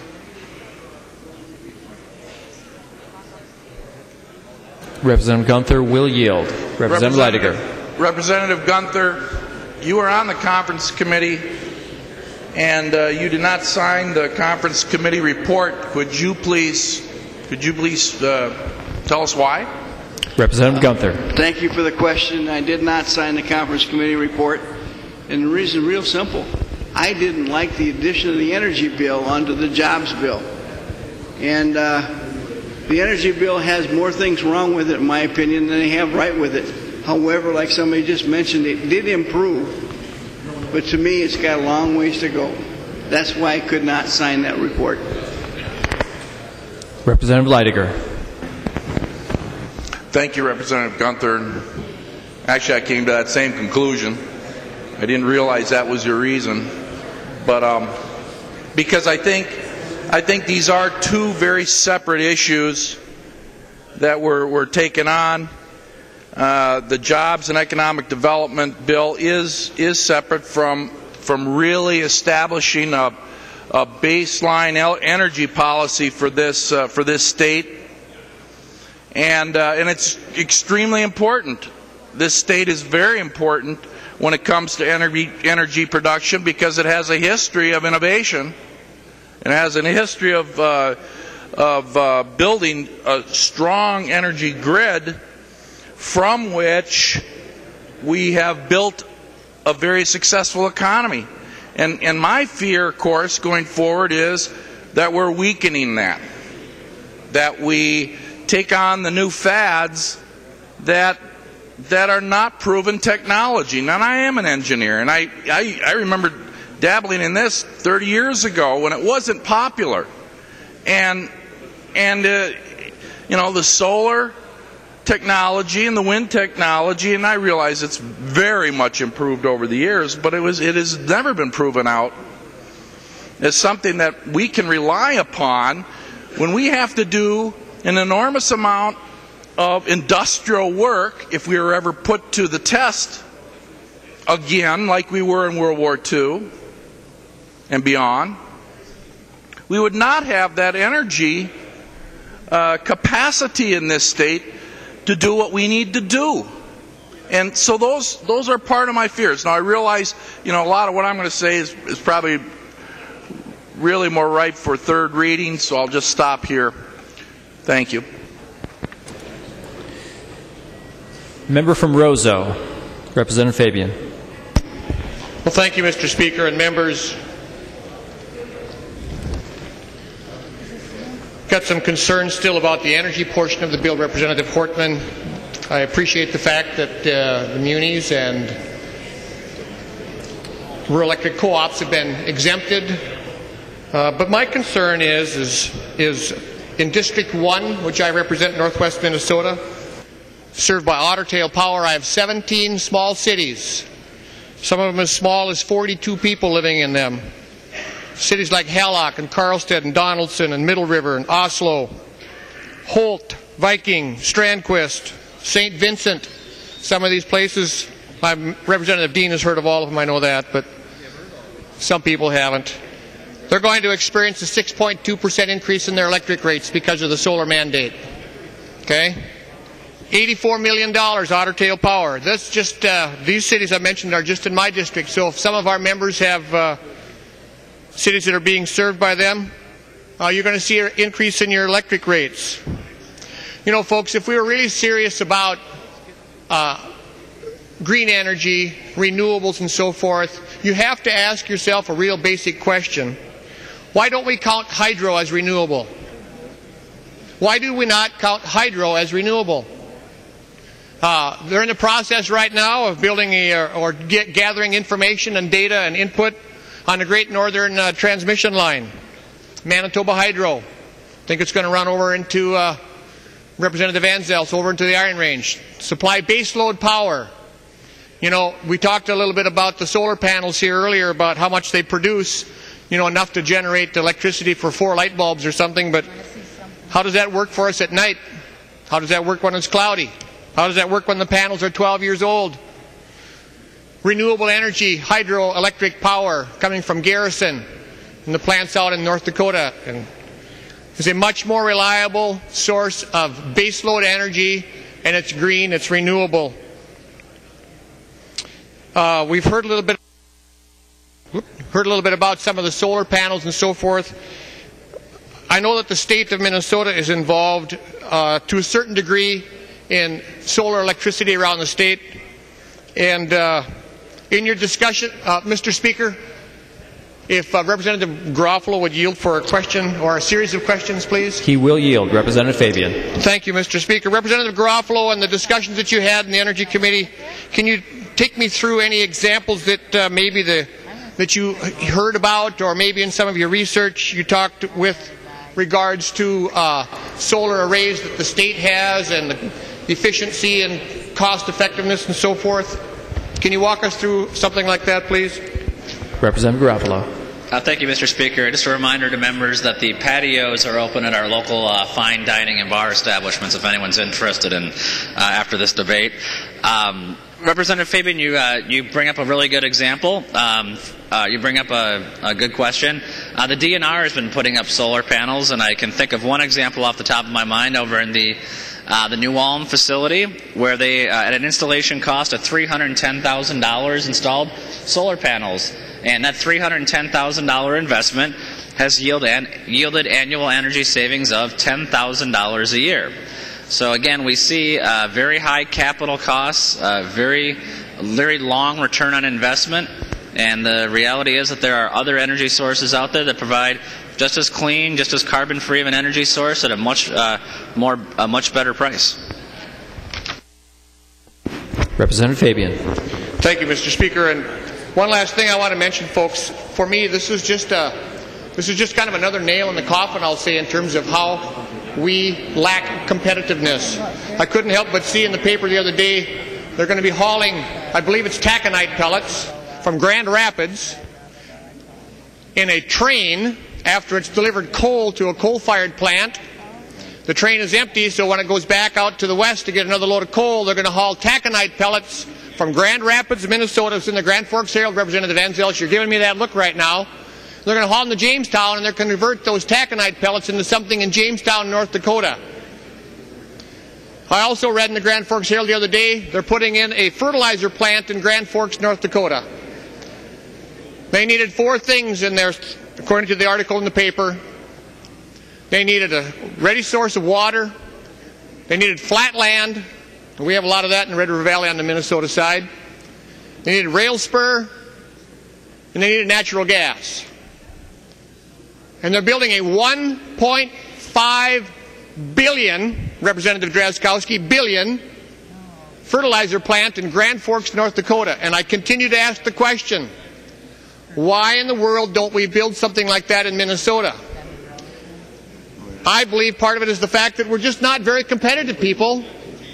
I mean, we're competitive, but as a state, economically, I don't believe that we are as competitive as we should be with our neighbors. We're losing out on tremendous opportunities. I'll get that article for you, Representative Anzels. I'll bring it over to you. Anyway, thank you, Mr. Speaker. I encourage reviews to adopt. Thank you. Member from Fillmore, Representative Davids. Thank you, Mr. Speaker and members. I would like to support the Garofalo motion.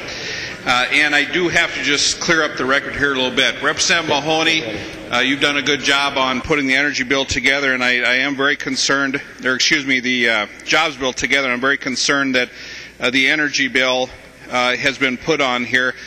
I was looking forward to possibly helping out on your bill, but now that it's been a bit clouded, I won't be able to do that. But you had mentioned that there's this massive tax reduction for businesses. Now, members, I really wouldn't call this a tax reduction because the language is already in the law that this is going to happen anyways. I do thank Representative Mahoney for accelerating the year, but to stand on this House floor and make it sound like this legislature is doing good thing for businesses is certainly extremely inaccurate. I would say that of the $300 and some million that will be accelerated and paid early, I've got the statute right here, that the law says this will happen anyways. So this is not some massive new tax cut for businesses. This is going to happen anyways, but it is being accelerated a year, and I do thank Chair Mahoney for that. But to stand on the House floor and make it sound like we're, cutting taxes for businesses, that's a little bit much for me. I would hope that with this enthusiasm for cutting taxes for business, we might talk to the conferees on the tax committee and encourage them to reduce the $2.9 billion in tax increases on Minnesotans. And that's not even including fees. So I just wanted to clear that up for the record, that I thank Representative Mahoney for accelerating the return that's already in law. We're accelerating a year, and that's good. I think that's a good thing to do.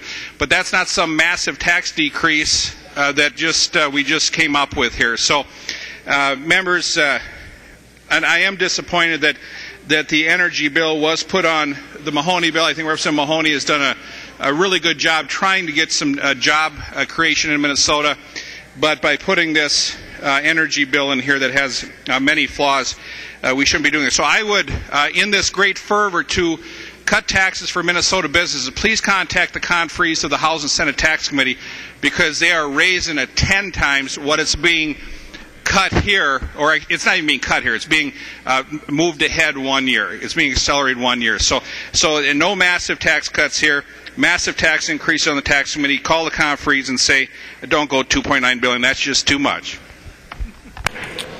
The member from Martin, Representative Gunther. Further discussion. We're on the Garofalo motion to refuse to adopt the conference committee report. Further discussion. Further discussion. Members, just a reminder, a roll call has been already requested. We will have a roll call, but a green vote is a motion for the Garofalo. The green vote is a vote in favor of the Garofalo motion to refuse to adopt. A red vote is a vote against the Garofalo motion. So seeing no further discussion, the clerk will take the roll on the Garofalo motion.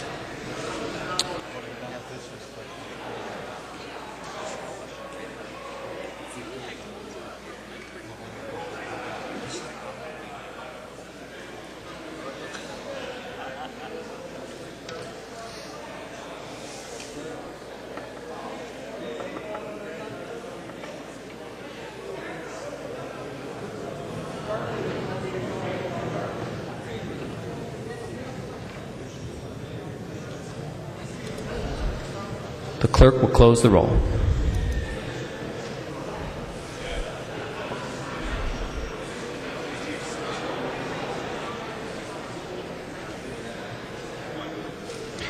There being 61 ayes and 71 nays, the motion to refuse to adopt does not prevail. Members, we will revert to the Mahoney motion that the report of the Conference Committee on House File 729 be adopted. To the Mahoney motion, Representative Mahoney. Mr. Speaker, I'd like to request a roll call. Roll call has been requested. Seeing 15 hands, there will be a roll call. Representative Mahoney.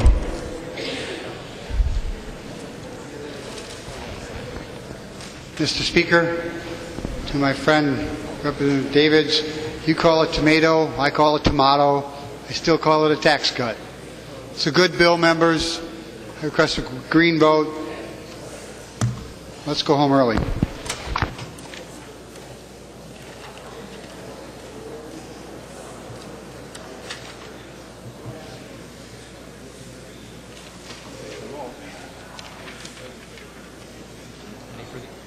Any further discussion on the motion to adopt the conference committee report?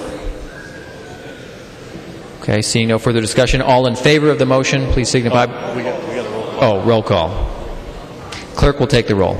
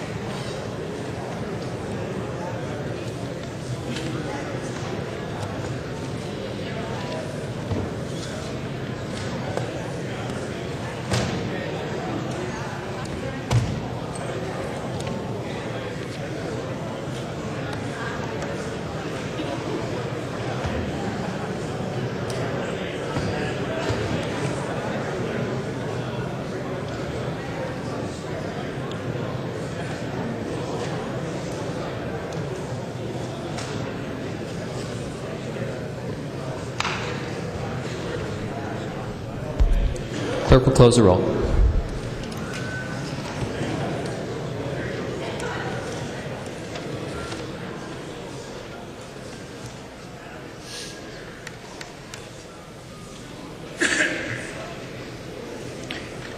There being 72 ayes and 59 nays, the motion prevails and the conference report is adopted.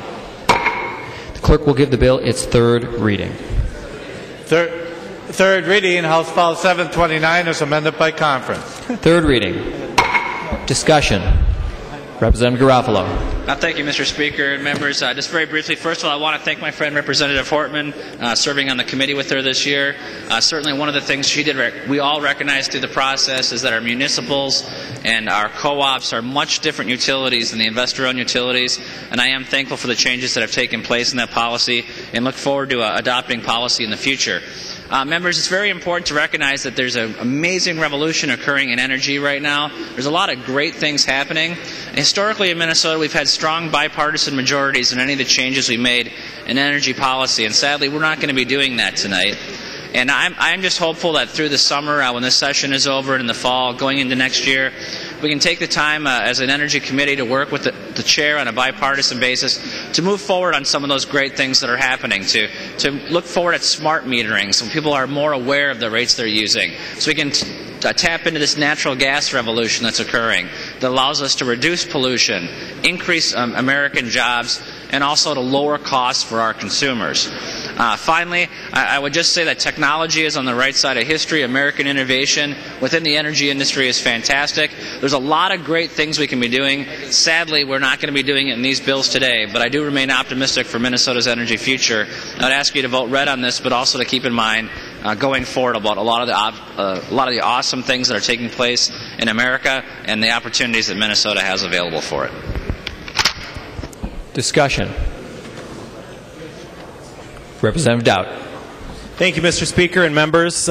Here we are, 5 days left of session, 4.5 months. I just checked my calendar that we've been here already. This is the first bill that will make up the budget that the Democrats will pass for the state of Minnesota. And what we've found in this budget is all of the things that the Democrats said were going to happen, unfortunately, are not happening. And all of the things that Republicans feared would happen are happening. The taxpayers are paying more.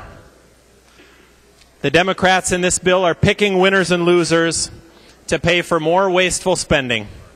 And unfortunately, our priority isn't on jobs and growing the economy. Our priority is on increasing government and increasing costs that the consumers will pay. In this bill, it's for electricity, and I fear that in the bills to come, it's going to be higher taxes and higher fees on just about everything that Minnesotans enjoy. And unfortunately, this is exactly the wrong move for Minnesota's economy. At a time when Minnesota's economy is recovering, Republicans put us in the situation of a $3 billion surplus in the current biennium, and we did that without raising taxes. And moreover, that happened because we didn't raise taxes. And unfortunately, I fear that we're at a point where Democrats are going to take a drastic turn in the other direction by increasing taxes, what sounds like now almost $3 billion plus fees, probably $3.5 billion more we're taking out of the economy for more government spending. And unfortunately, this is going to harm the economy and cost and hurt job creation in Minnesota. And that's exactly the wrong move. Unfortunately, this bill has not earned the votes and support tonight, and this is our last opportunity. We should say no. We should stand up for the taxpayers and the consumers who frankly can't afford to pay higher electric bills. And we really should stand up for the businesses and job creators in Minnesota who really do what we need them to do by creating jobs in Minnesota, and that is what fuels Minnesota's economy. That's what we need, and that's why we have a surplus in the current biennium. $3 billion surplus in the current biennium because we didn't raise taxes. Members, why? We got government out of the way. We let the economy grow, and we let the economy create jobs. That's the answer. That's the answer, members, not this bill. Please vote no. Discussion to the bill.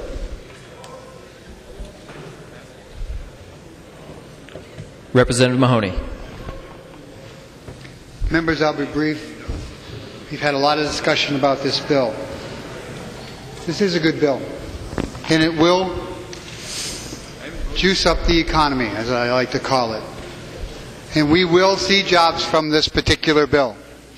Representative Hortman has already received a call from a New York company looking to Minnesota to do some gardening, solar gardening that is. I know, having spoken with the Department of Employment and Economic Development, they have people lining up looking to start businesses, and small towns and cities in this state looking for help to expand their economy. That's what this bill will do. And I hope you'll join with me in voting green to help the Minnesota economy grow. Seeing no further discussion, the clerk will take the roll on the bill.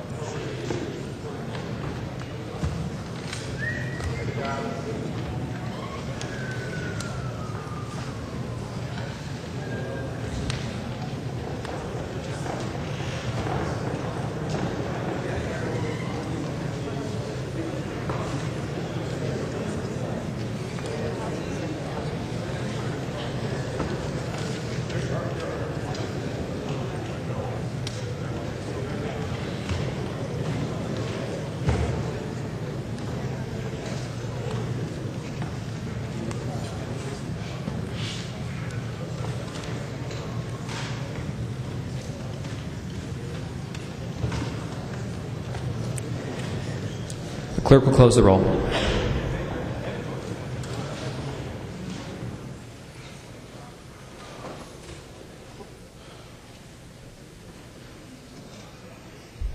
There being 73 ayes and 59 nays, the bill is repassed as amended by conference and its title agreed to.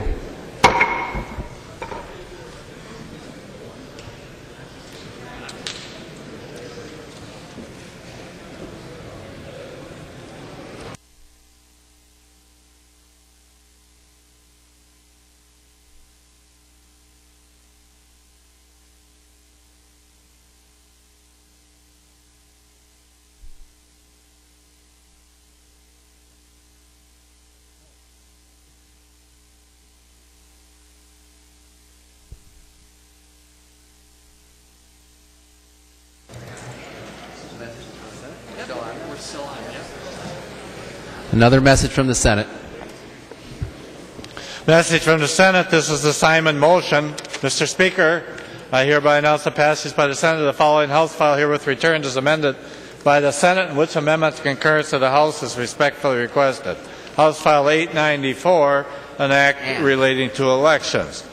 Simon moves that the House refuse to concur in the Senate amendments to House File 894 and that the Speaker appoint a conference committee of 3 members of the House to meet with a like committee appointed by the Senate. Representative Simon. Thank you, Mr. Speaker and members. This is the Omnibus Elections Bill. There are some differences with the Senate, and we do need to go to a conference committee. Thanks for your support. Any discussion? Seeing no discussion, all in favor say aye. All opposed, no. Motion prevails.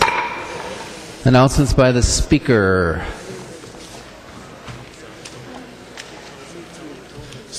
Announcement by the Speaker. The Speaker announces the appointment of the following members of the House to a conference committee on Senate File 661. Winkler, Dean R. at doubt. Announcement by the Speaker. The Speaker announces the appointment of the following members of the House to a conference committee on House File 894. Simon, Helverson, and Sanders. Announcement by the Speaker. The Speaker announces the appointment of the following members of the House to a conference committee on House File 1183. Kahn, Lilly, Freiberg, Bly, and Wills.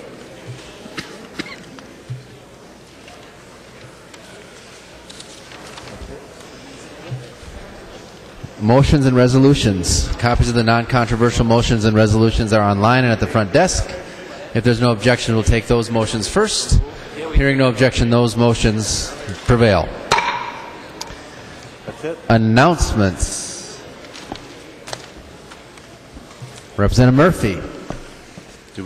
Thank you, Mr. Speaker. Members of the Rules Committee, we will meet tomorrow morning at 8:30 a.m. in room 118. Sorry about that. And with that, I move that when the House adjourns today, it adjourns until 9 a.m. Thursday, May 16th, 2013. Representative Murphy moves that when the House adjourn today, it'll adjourn until Thursday, May 16th at 9 a.m. All in favor say aye. All opposed no. Motion prevails. Representative Murphy. I move that the House do now adjourn. Representative Murphy moves that the House do now adjourn. All in favor say aye. All opposed no. Motion prevails. The House stands adjourned until 9 a.m. Thursday, May 16th, 2013.